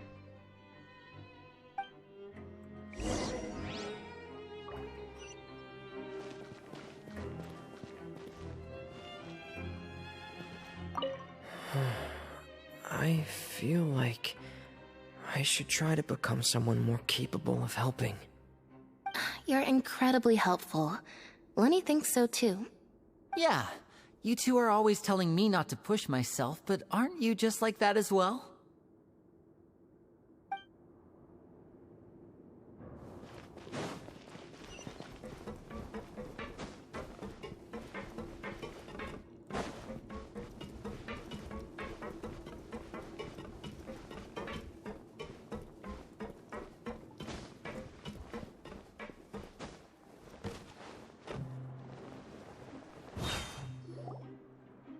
Time for dinner.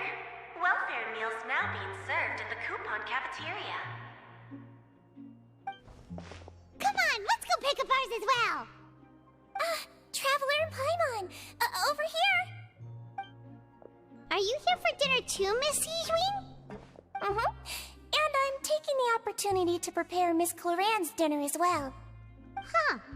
You're right. She's actually sitting in the fortress cafeteria. What would you like to eat?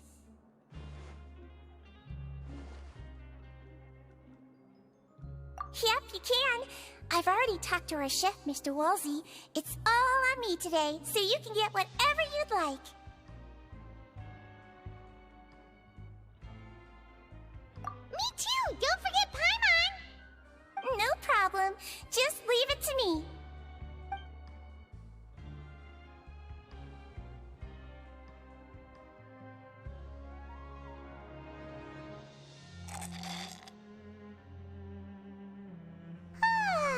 So delicious.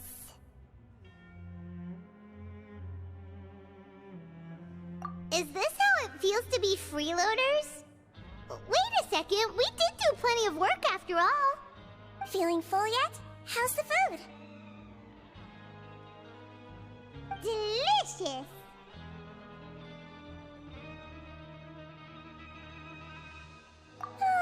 I'm so glad to see you all so happy. Oh, see, the expression on your face just now?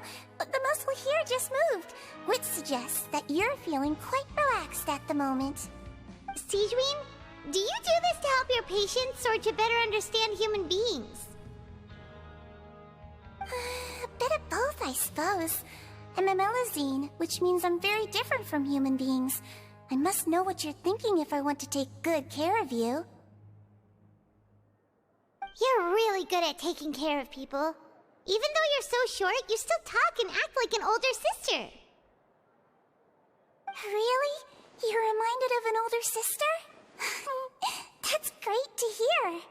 Oh, and what did you mean back in Risley's office? When you said that you were protecting Linny and his siblings as well? Oh, that. I just asked His Grace to look out for those children, especially that diver boy. I was getting a bit worried after hearing that something was wrong with the water. Thankfully, Glorand is very strong and managed to save him in the nick of time. His Grace also sealed the pipes after Glorand left, to make sure that Linne wouldn't impulsively chase after his brother. Although the path was blocked, we still stationed some guards there to stop anyone from approaching. They were instructed to only open the door once Miss Glorand had returned. Oh, and I was keeping an eye on Mr. Linne as well. We had to press him, but we couldn't allow him to be in any real danger. You were all super considerate and really thought everything through. It's just what we do down here at the fortress. At least this has been his Grace's style for as long as he's been the leader. Oh, I really wish Monsieur Nervula would come down here more often too. I feel like he'd like it here, with all the darkness and chaos.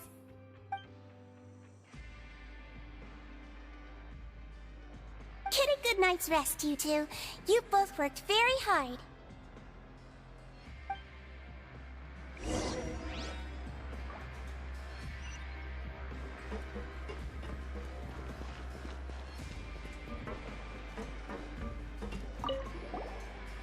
Clorand!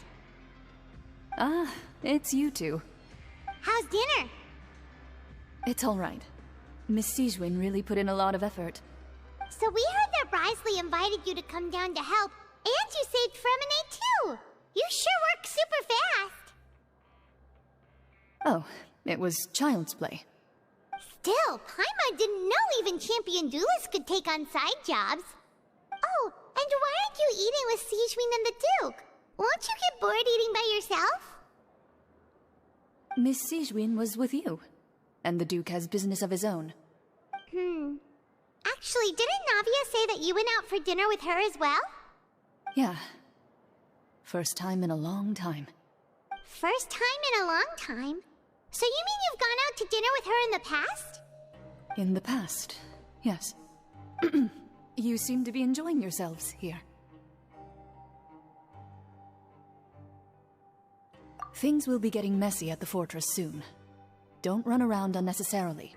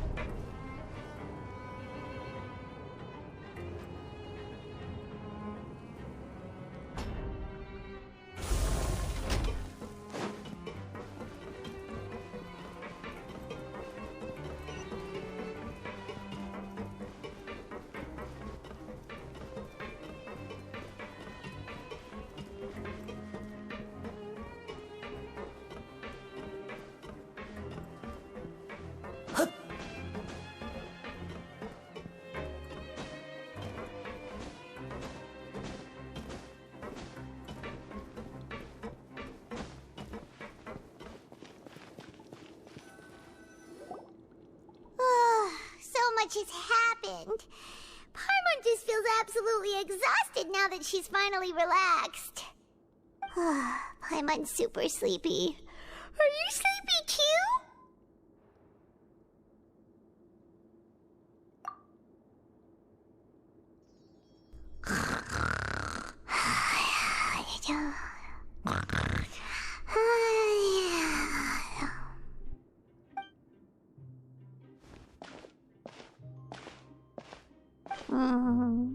Delicious.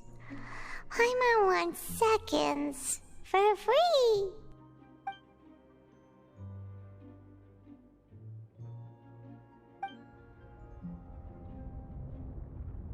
Out of my way!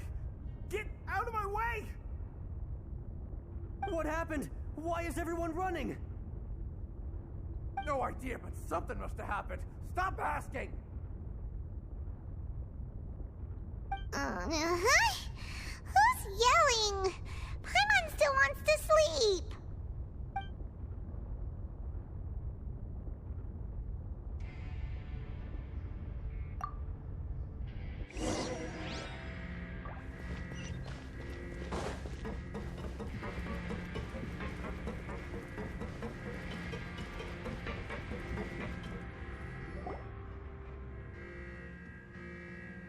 What happened? Why is everyone running around?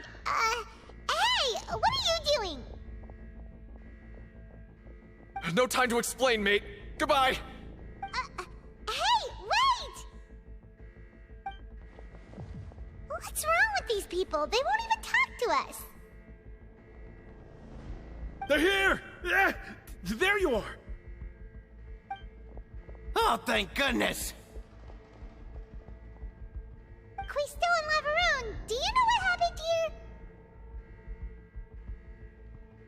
We came here especially to inform you. Something seems to have gone terribly wrong just now. His Grace is telling everyone to evacuate and get out of here. Lavaroon was saying you two are new here and you don't have many friends, so you might slip through the cracks. Haven't you heard all the stories like that? An evacuation is successfully completed, yet you only find out once you do a head count that 1 or 2 people are missing. Wait, weren't you the one who brought that up? Why is it suddenly my idea? Hey, shut up! Okay, whatever. The point is, you should come with us. Yeah, he said to get as far away as possible, upwards and outwards.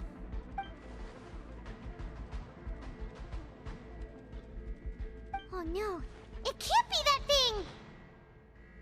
Whoa, wait, what? What? Hey, where are you going? We have to go find the Duke! You two just go and get out! Go on without us! Hey, hey! Be careful! Attention, please evacuate upwards and outwards, upwards and outwards. If you're already at the topmost layer, then try to move as far outwards as possible.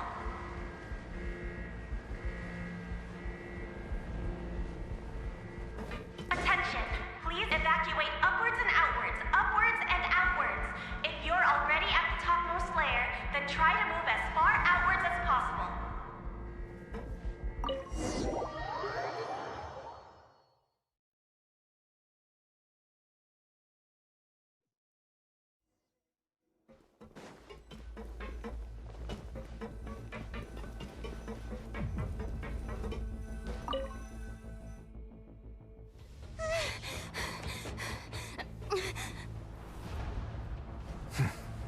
They're here.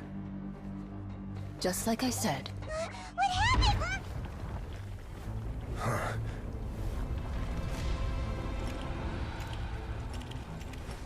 You're just in time. But be ready to run.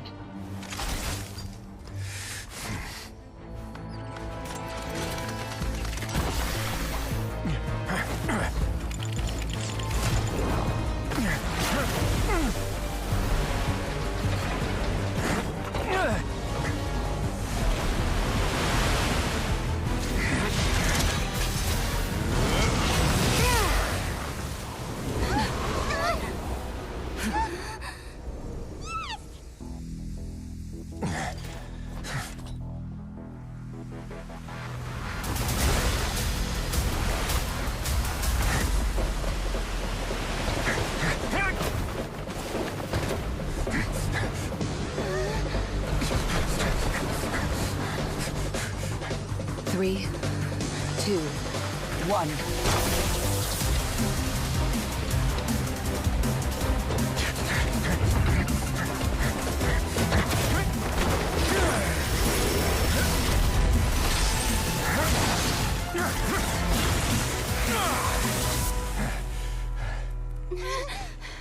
This won't hold it for long. Find Neuvillette. Tell him the defenses are about to collapse. Then what will happen to you? Until he arrives, we're the last line of defense.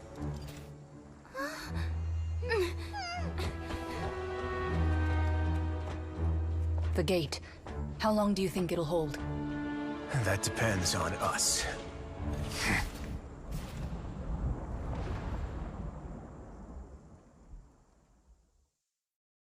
So long as the audience...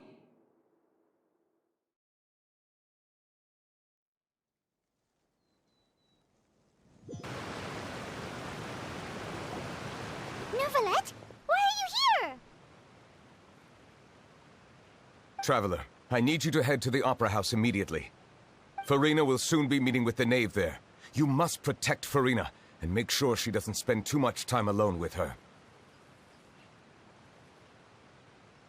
Will do. You have my sincerest gratitude.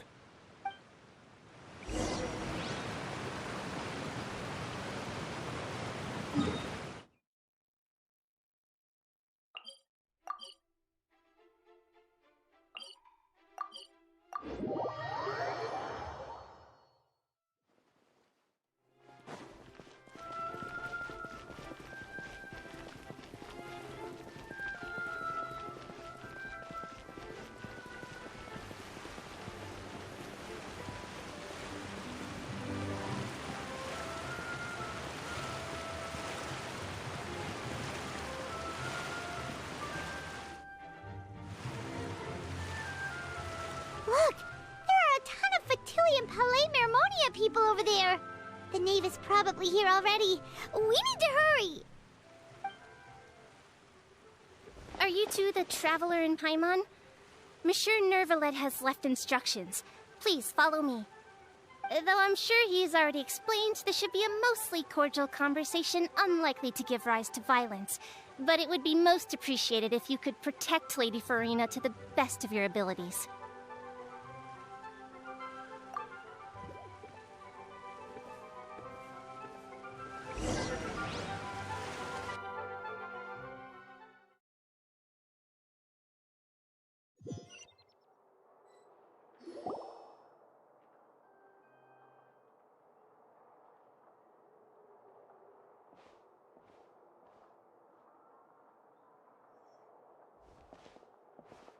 Oh, so you two are the honored guests Miss Farina mentioned. Of course! How could they not attend a meeting such as this? I must always have 2 or more guests at my dessert table. Otherwise, the occasion would be too lonely and unbecoming of my station. It is my pleasure to make your acquaintance, traveler. I have heard much of your accomplishments. I am the Knave, one of the 11 Fatui Harbingers.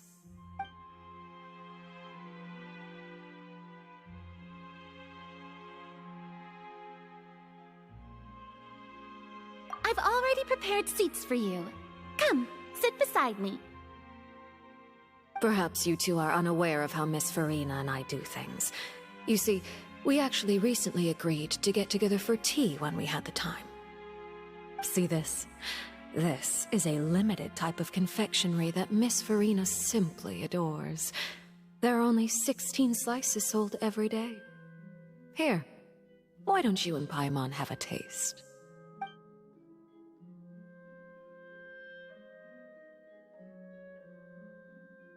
Traveler, what do you think of this cake?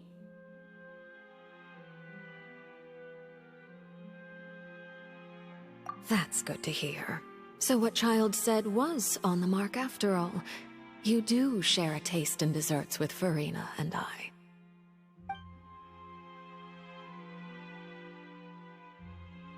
I wonder how he's doing nowadays.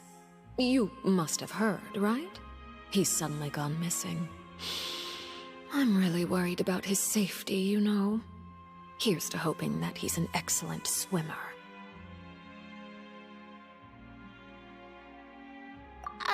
Since we're talking about him, I feel like I should add something. His martial prowess really looked certainly pretty impressive, yeah.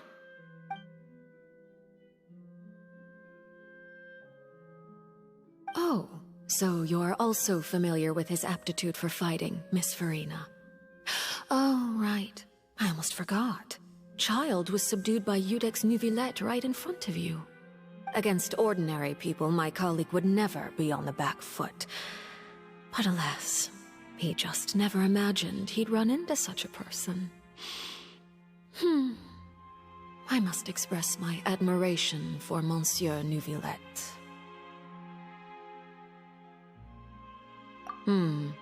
Coming from you, that's not surprising at all. But I thought you would be happier to hear the news. Of course, but it's still a bit of a shame. You see, I would have been far happier had I received this news somewhat earlier. As you well know, a long time has passed since Child disappeared.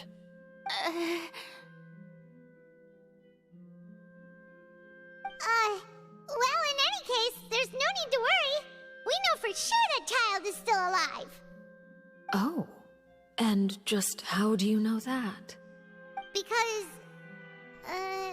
Because we found evidence that proved he left the Fortress of Meripede. And where did he go after leaving the fortress? Well...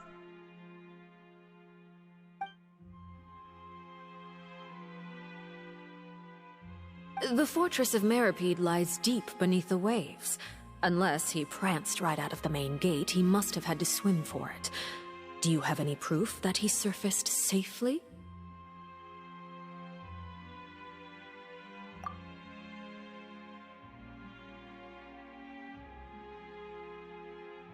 Ah, that is good news at least. His sister Tonya sent a letter to Fontaine not too long ago. Since he was unfortunately unavailable, I picked it up on his behalf. Do you have any idea how he usually writes back to his family? Dear Tonya, your letter made me feel like we were still enjoying our time in Snezhnaya together. I'm currently admiring the scenery on the streets in front of the opera house. Is it something like that?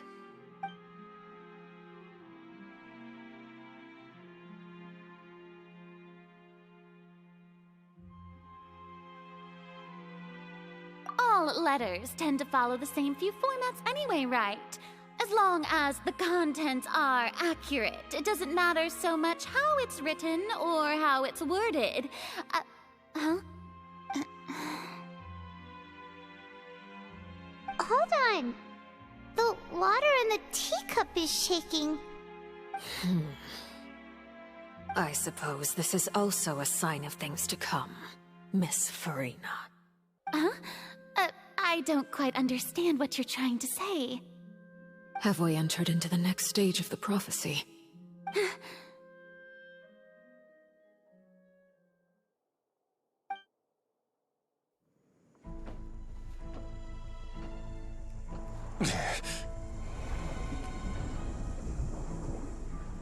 My thanks to you both. I will take it from here.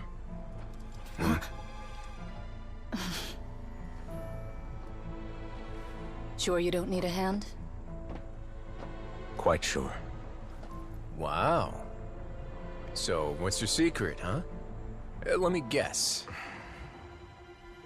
Nah, who knows? Maybe it's just your sense of responsibility. Sounds about right.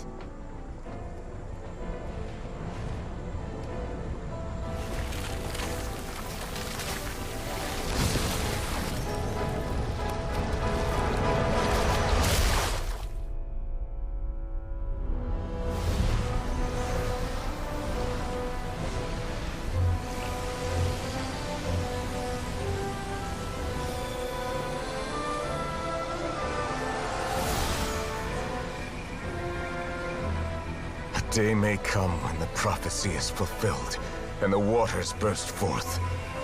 But it is not this day!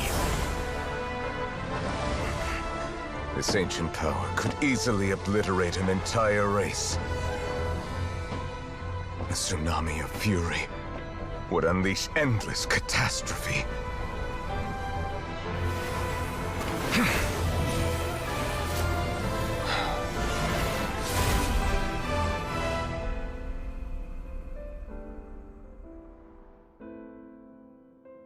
This sentence is too severe. Forgive me for overruling it.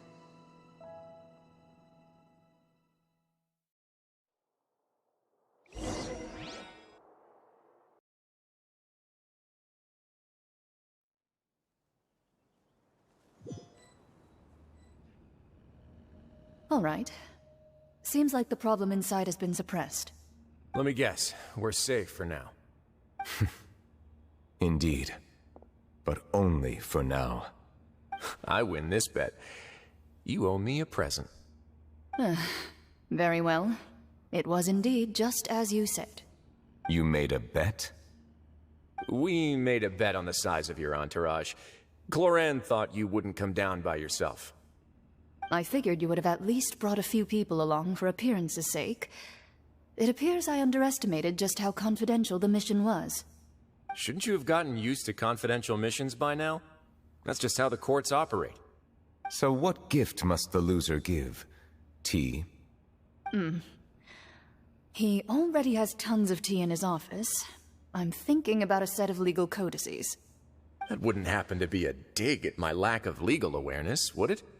Well, I'm sure His Grace doesn't consider the fortress to be outside the law. I was under the impression the residents of a place like this would be uninterested in the legal codices. That was obviously a joke. Anyway, you've still got some unfinished business to attend to in the overworld, correct? No need to stay here if you have a pressing matter. We all know you can't leave Palais Mermonia for long. Thank you. I hope everything went smoothly with the Fatui Harbinger.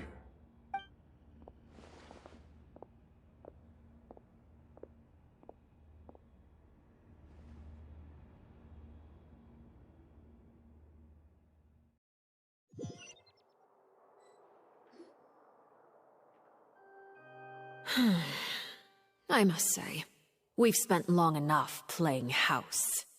Miss Farina, as the Hydro Archon, I am sure you understand the exact meaning of the phenomenon we just witnessed.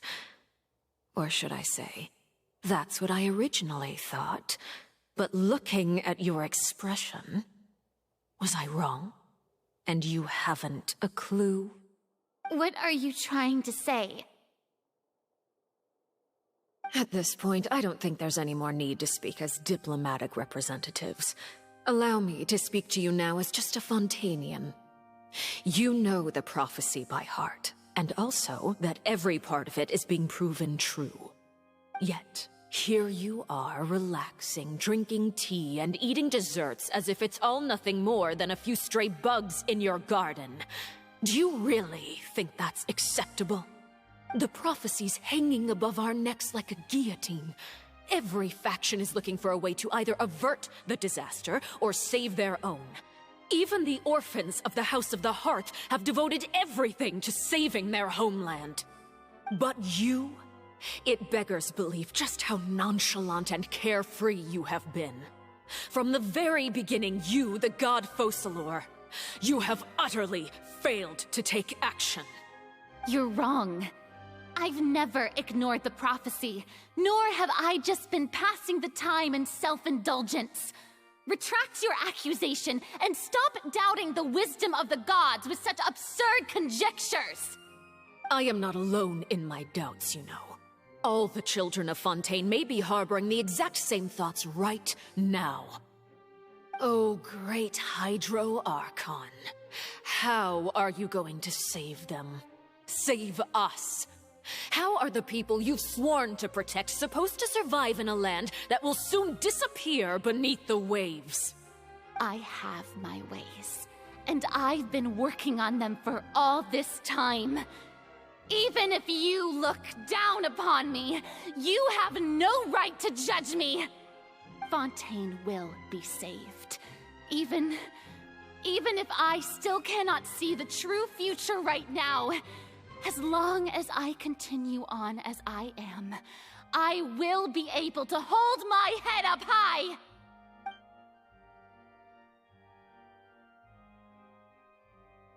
Then I ask you, Miss Farina, just what have you been working on? Where can we see it, and what is it doing to help?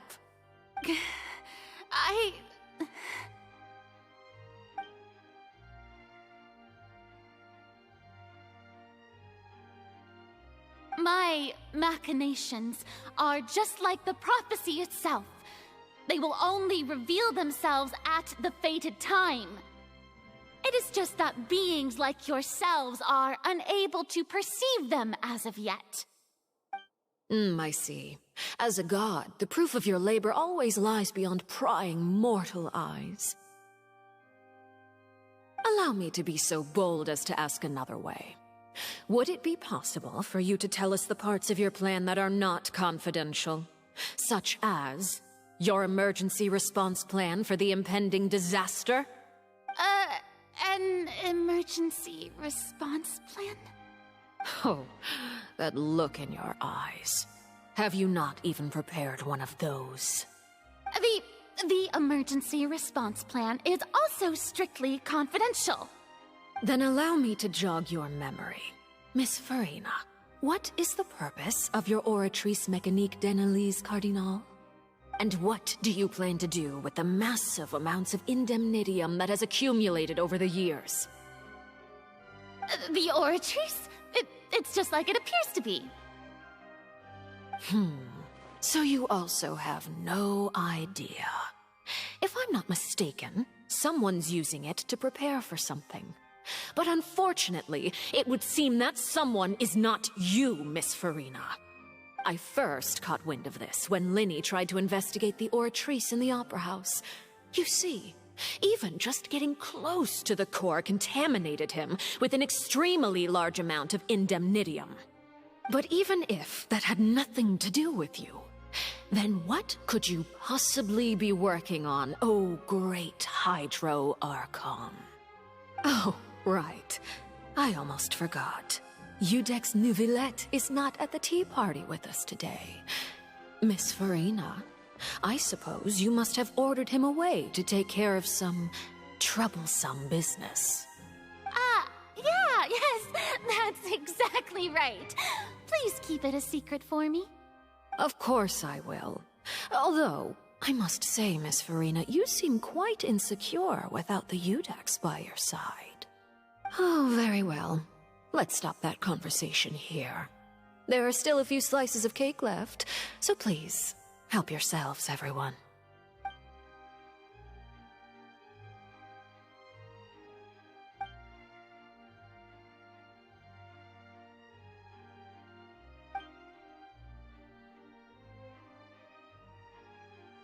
Traveler, I heard that you were recently commissioned to handle a few matters on behalf of the Udex.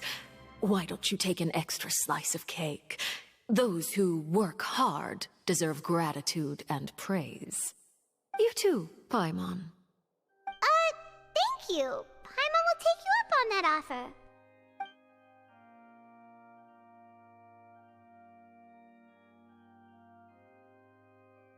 Oh, Paimon's super full. That cake was great. If it's on my tea table, it must be of the highest quality. Yes, and we must thank the knave for bringing these over as well. You're welcome. I'm sure the cake also felt greatly honored to be featured at Miss Farina's table. And I was merely catering to Miss Farina's tastes, seeking a chance to chat over tea. It is getting late. Why don't we call it a day? There are still a few matters that I need to take care of, so I must take my leave now. Very well. We'll end it here. Mind seeing me off, Traveler? We could use the opportunity to discuss Child before I must be on my way. Paimon's coming too!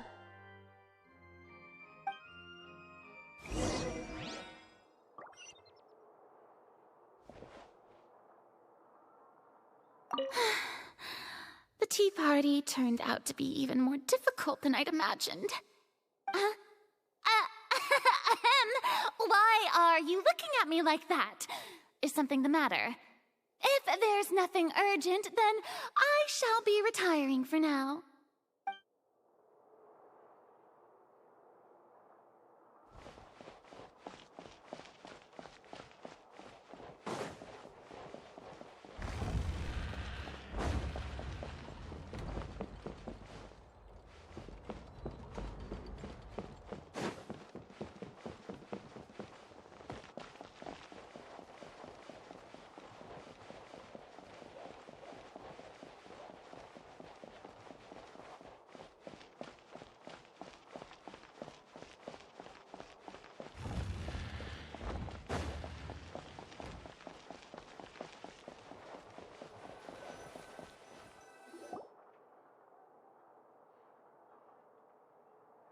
I'm glad that you were willing to come with me. Of course, Child was just an excuse. I have no interest in your dealings with him. That's what Paimon thought. You lent your aid to the children of the House of the Hearth. As their father, I would like to express my gratitude. Do I look like an irresponsible father to you? The House of the Hearth is very important to me. You should know that I care deeply about my children. That was all. Formal topics should be discussed in formal settings, and informal topics in informal settings. I know you just returned from the fortress of Meripede. Relax. I have no intention of trying to get anything out of you. Linny, Lynette, and Fremine are still there, and I trust their judgment and abilities. They've all been working very hard and have always done all they can to fight back against anyone who tried to stop them. Especially Linny. You mean Ridesley. He's a tricky one to deal with. It's unfortunate that Linny's so eager to prove himself that he can't learn to rely on others, including me. By the way, and you can just consider this a bit of idle gossip, but what's your impression of Furina?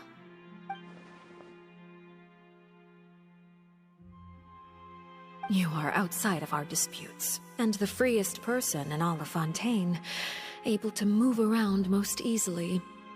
Allow me to share my perspective with you. And that's everything that happened during the trial. Master Child was declared guilty and immediately transported to the Fortress of Meropide. Didn't he say he was coming here on vacation? Does he not feel an ounce of shame for all the trouble he has caused?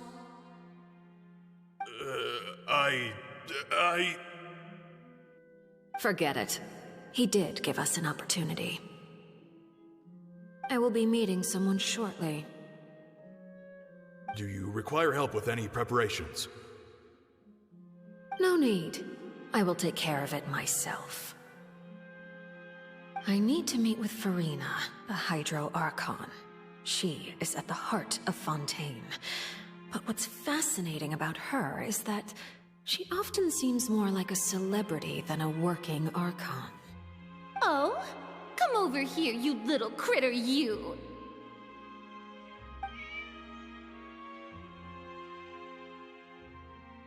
You dare to run from me? Stop right this instant! My goal is just to discover the location of the Gnosis. But I didn't expect the chance to approach Furina to be handed to me on a silver platter. This is so easy, it's actually making me a bit suspicious. Anything left unguarded is usually just bait. But no one will blame someone for taking the bait. After all, from the moment it was attached to the hook, the bait is meant to be sacrificed. It's just as I guessed in the second before I struck.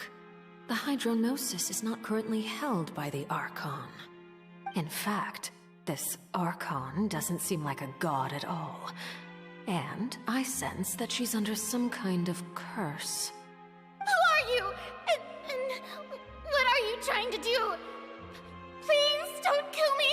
I'm begging you, please! The fear in her pupils is genuine, so perhaps she's not bait after all. Either way, targeting her has lost all meaning. I left the scene with ease. Nobody came looking for me, and nobody could serve as a witness to my near assassination of Focalor. I suspect even Furina dares not mention this incident to anyone. Not long after, my informants confirmed what I had guessed. After returning to her quarters, Furina quietly cried alone. She was so scared that she could not sleep that night, nor could she even bring herself to eat her cake. There's no doubt that there's something wrong with her. I began to entertain the possibility that she is not the true Hydro Archon. Perhaps Iudex Neuvillette is actually the genuine article. I have to find the Gnosis.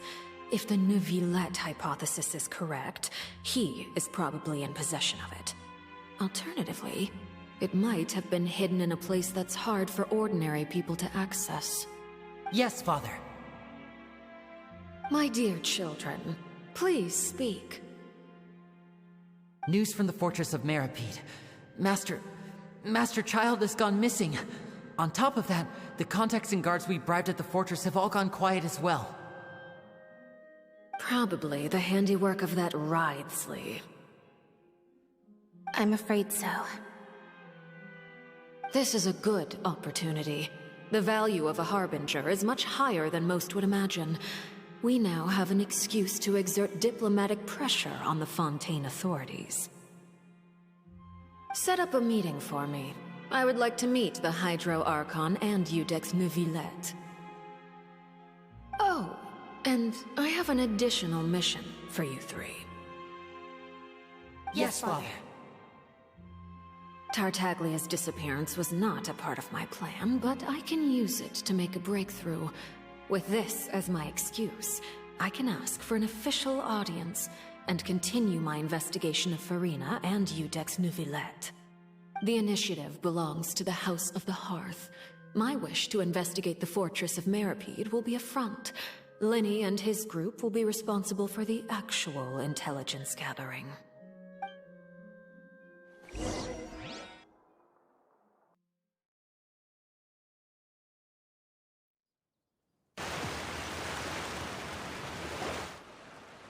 You should know the rest.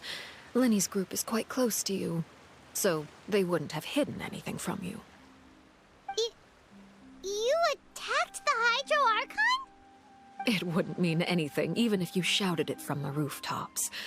After all, even Farina herself is still pretending that nothing of that sort ever happened. Alright then. I've now had 2 chances to enjoy tea with Farina. I have to say, the leadership of Fontaine is even more inscrutable than I had imagined. I once surmised that Iudex Neuvillette must be the Hydro Archon, but now, that doesn't seem right to me either. I am a servant of Her Majesty the Tsaritsa. Over my years of service, I've learned how a real Archon conducts and carries themselves. Whether Iudex Neuvillette or Farina, neither fits the bill. It's hard to imagine either of them as the Archon. Of course, that is all just how I feel. Gut feelings often do not require justification. It is, however, quite amusing to me that after all my years working in intelligence gathering, I've come to realize I am at a complete loss regarding the identity of the god of the land of my birth. Don't you think Fontaine is quite intriguing? A catastrophe looms, yet many secrets have yet to rise to the surface. It looks like Fontainians will have no choice but to save themselves. Ultimately, though, one must survive in order to do anything else. Should the need arise, I would be happy to cooperate with you. You don't need to commit to anything right now, of course. I have a feeling that the situation will continue to evolve, and as your name is often connected with noble deeds, I'm sure we will work together someday. He certainly returned quickly. You must want to catch up with each other, so I'll leave you to him.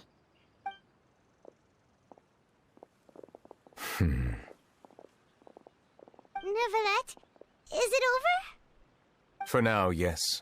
But this issue will prove quite thorny in the long term. I'm concerned that sooner or later the prophesized events will occur. Thank you for protecting Farina.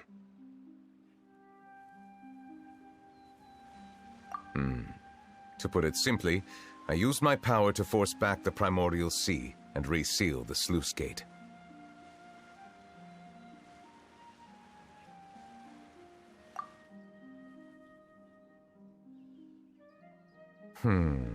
So as expected, the knave has turned up the pressure on Farina. She's trying to feel her out, though I'm still unsure as to her motives. Permission granted.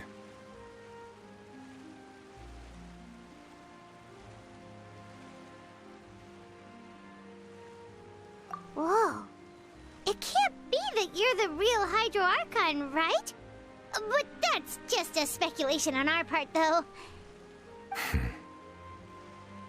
You can't tell us?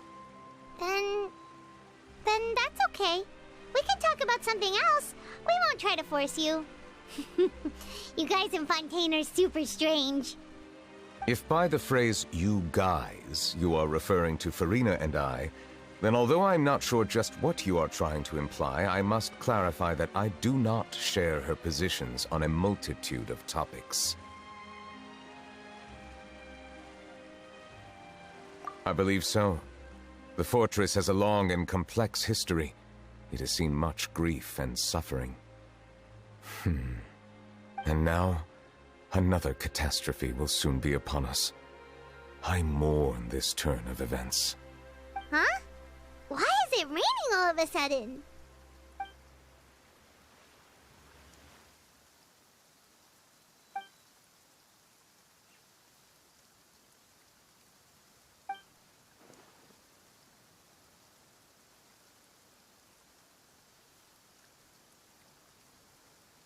You may be closer to the truth than you think.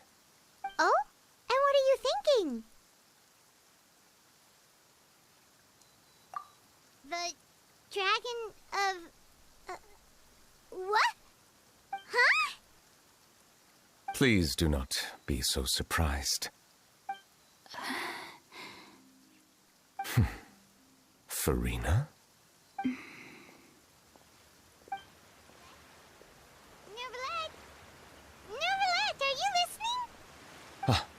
My apologies. We were just guessing randomly. We didn't guess right, did we? You're not actually the dragon sovereign of water, right? Well, if you don't want to confirm or deny... You guessed correctly. I sincerely hope you'll be able to keep this a secret for me. Right, of course. We'll definitely help you keep it a secret. There's still something Paimon wants to ask you, though. Please, go ahead. Well, if you are the dragon sovereign of water, and you were able to force back the primordial sea from the fortress, then since Fontaine's prophecy is all about seawater, couldn't you just use your power to solve the crisis? None of the currently living dragon sovereigns in the world, myself included, possess our full dragonhood.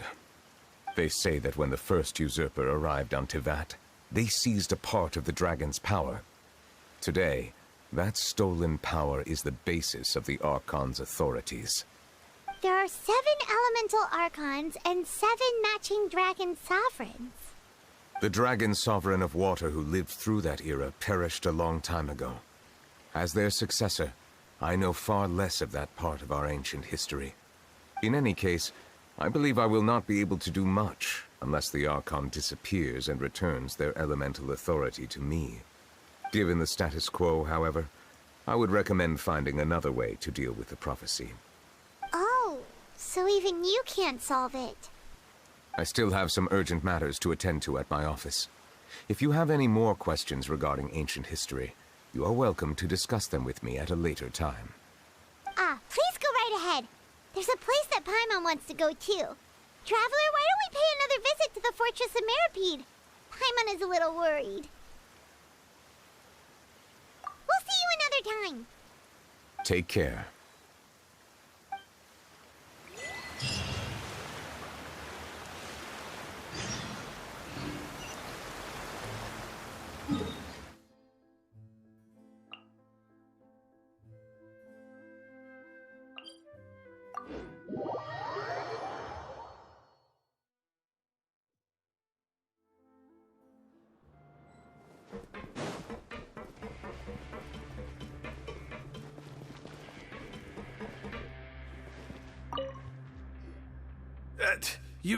You guys are back?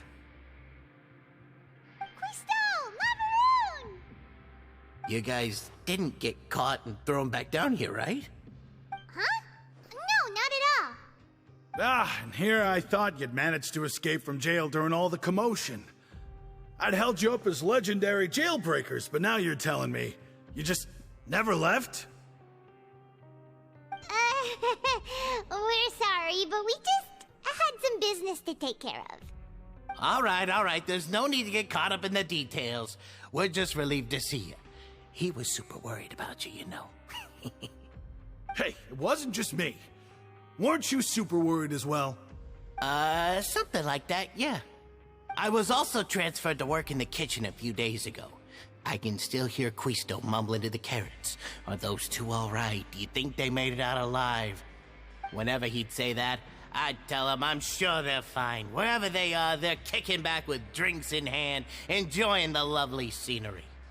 Hey, there's nothing wrong with worrying about your prison pals. Is there? I mean, considering how they always love listening to all my gossip. These two.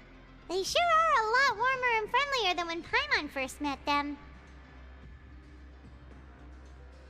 Oh, well, if you say so. I'll be watching you to make sure you finish every last bite.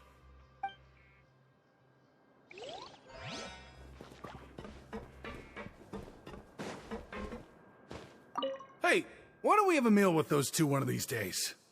You want to cook for them yourself? Why not? Good chance to show them what I can do.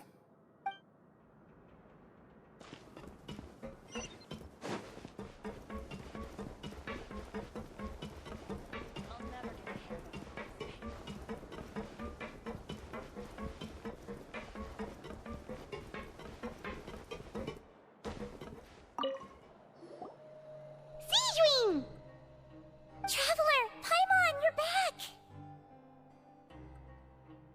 Are you still doing all right? Did either of you get hurt? We're fine, but what about you guys? It was such a huge mess. How bad was it? A few people sustained superficial injuries, but that's about the extent of the damage. Monsieur Nervulette paid us a visit. It was all thanks to him that we managed to suppress the crisis for the time being.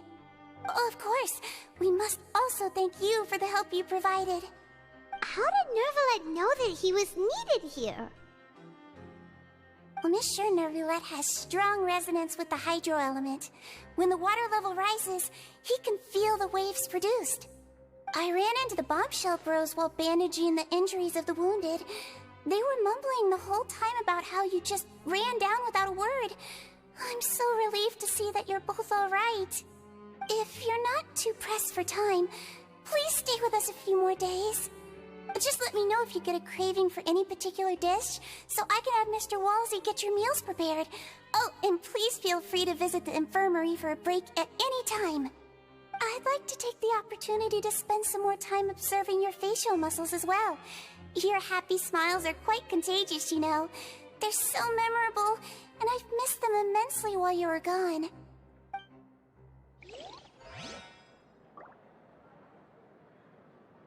If you can find the time, please stay at the fortress for just a while longer.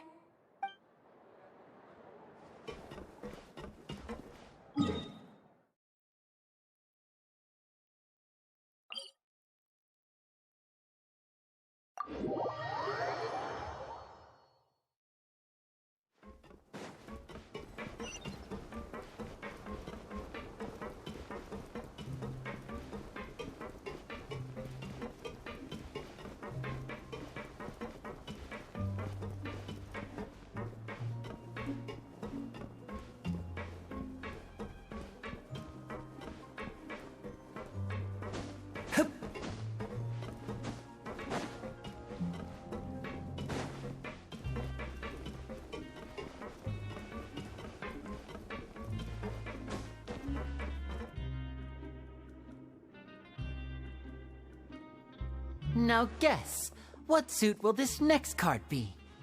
A bare-teeth cat? Well, well, look who it is. Traveler, Paimon. Hello, everyone. Looks like you're recovering nicely from it, eh? Thanks to everyone's support. Oh, right. I managed to work up the courage to thank Miss Clorand in person. Whoa, how did she react? She told me that it was nothing. It was as if saving a life wasn't a big deal to her at all. She also told me not to worry about it. She didn't want to stress you out, that's all. She's right, and it's best not to dwell on it. Yeah. Okay, but check this out. We went back to the opera house and we met the knave. You met Father? Did she say anything to you? She said a few things that were, a bit hard to understand. And also that she's looking forward to working with us in the future.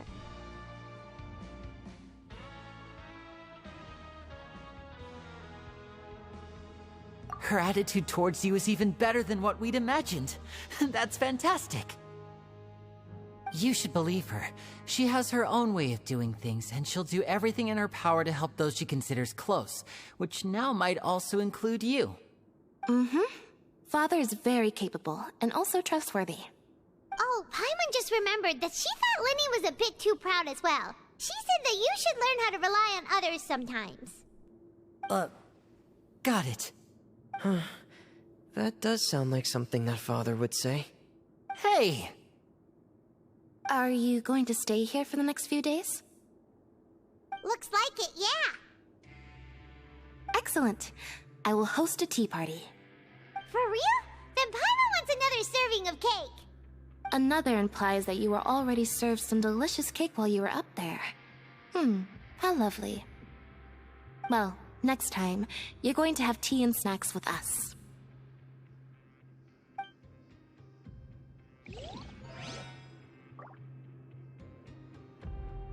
We should start preparing that tea party. Oh, that's a great idea. I'm all for it. I'll help you set it up.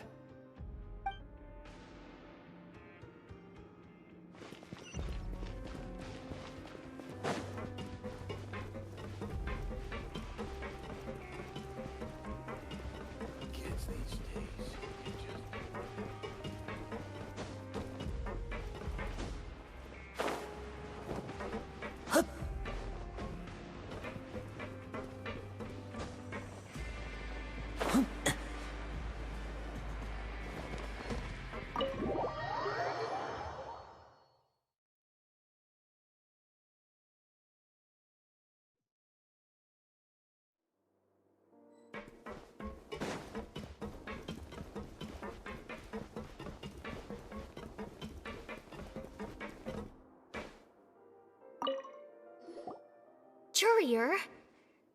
Miss Sijween told me you still haven't eaten. Yeah, I was working on something, so I forgot. That's no excuse for... Huh? It's you two. Junior, Lurvine, we're back! Hello there. It's been quite the mess here recently. How have you been?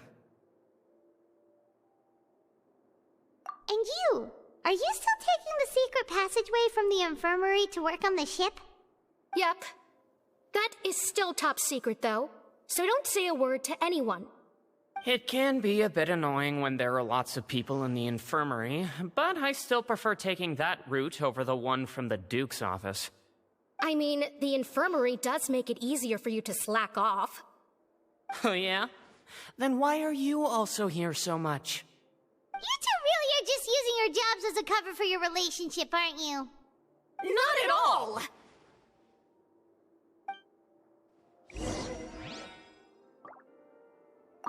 Courier, the rumors about us are literally everywhere now. Please do something about it. But it's not like I caused them by myself. All right. I'll try to do something about it when I can find the time.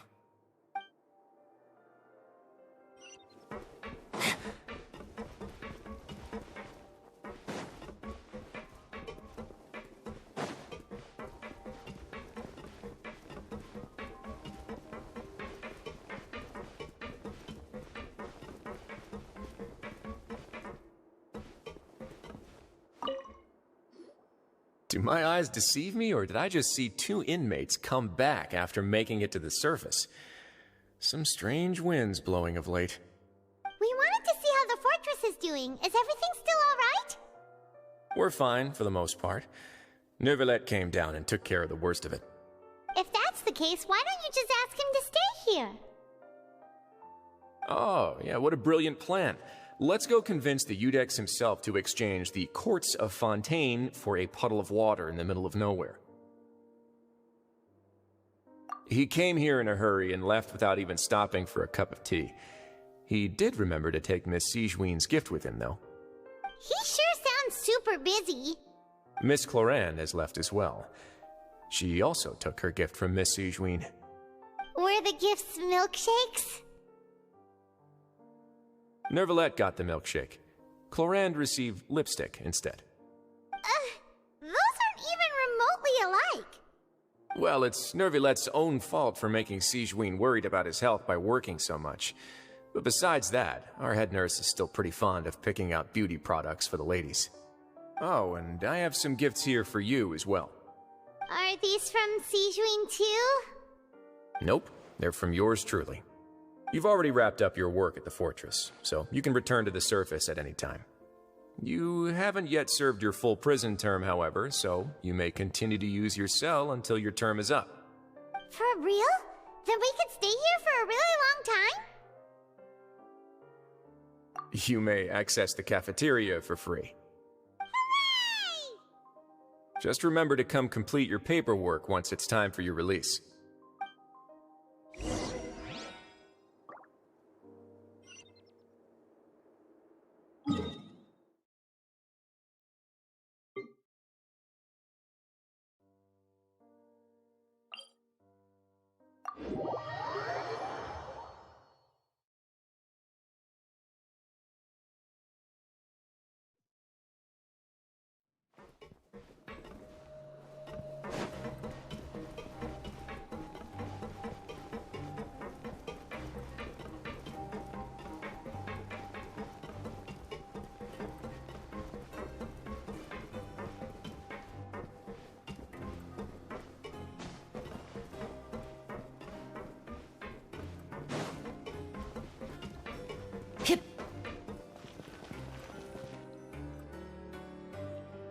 We're back in our cell again.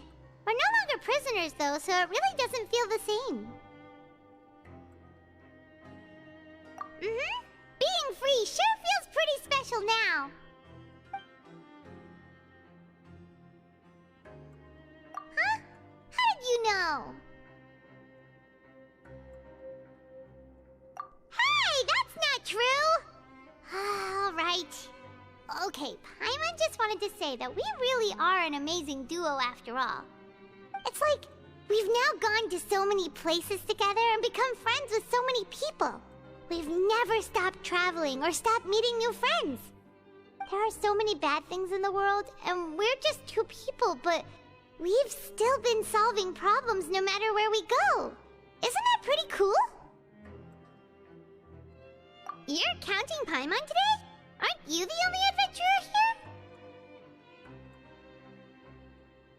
Then let's ask Catherine to give Paimon an adventurer handbook as well. Paimon will also be an adventurer from today forward. Just our thoughts making Paimon giddy.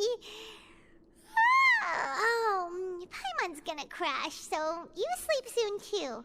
The last time we fell asleep here, we woke up to a whole mess outside our cell. The primordial seawater nearly rose up. That was so scary. We should be safe now, right? Alright then, good night to you, Traveler.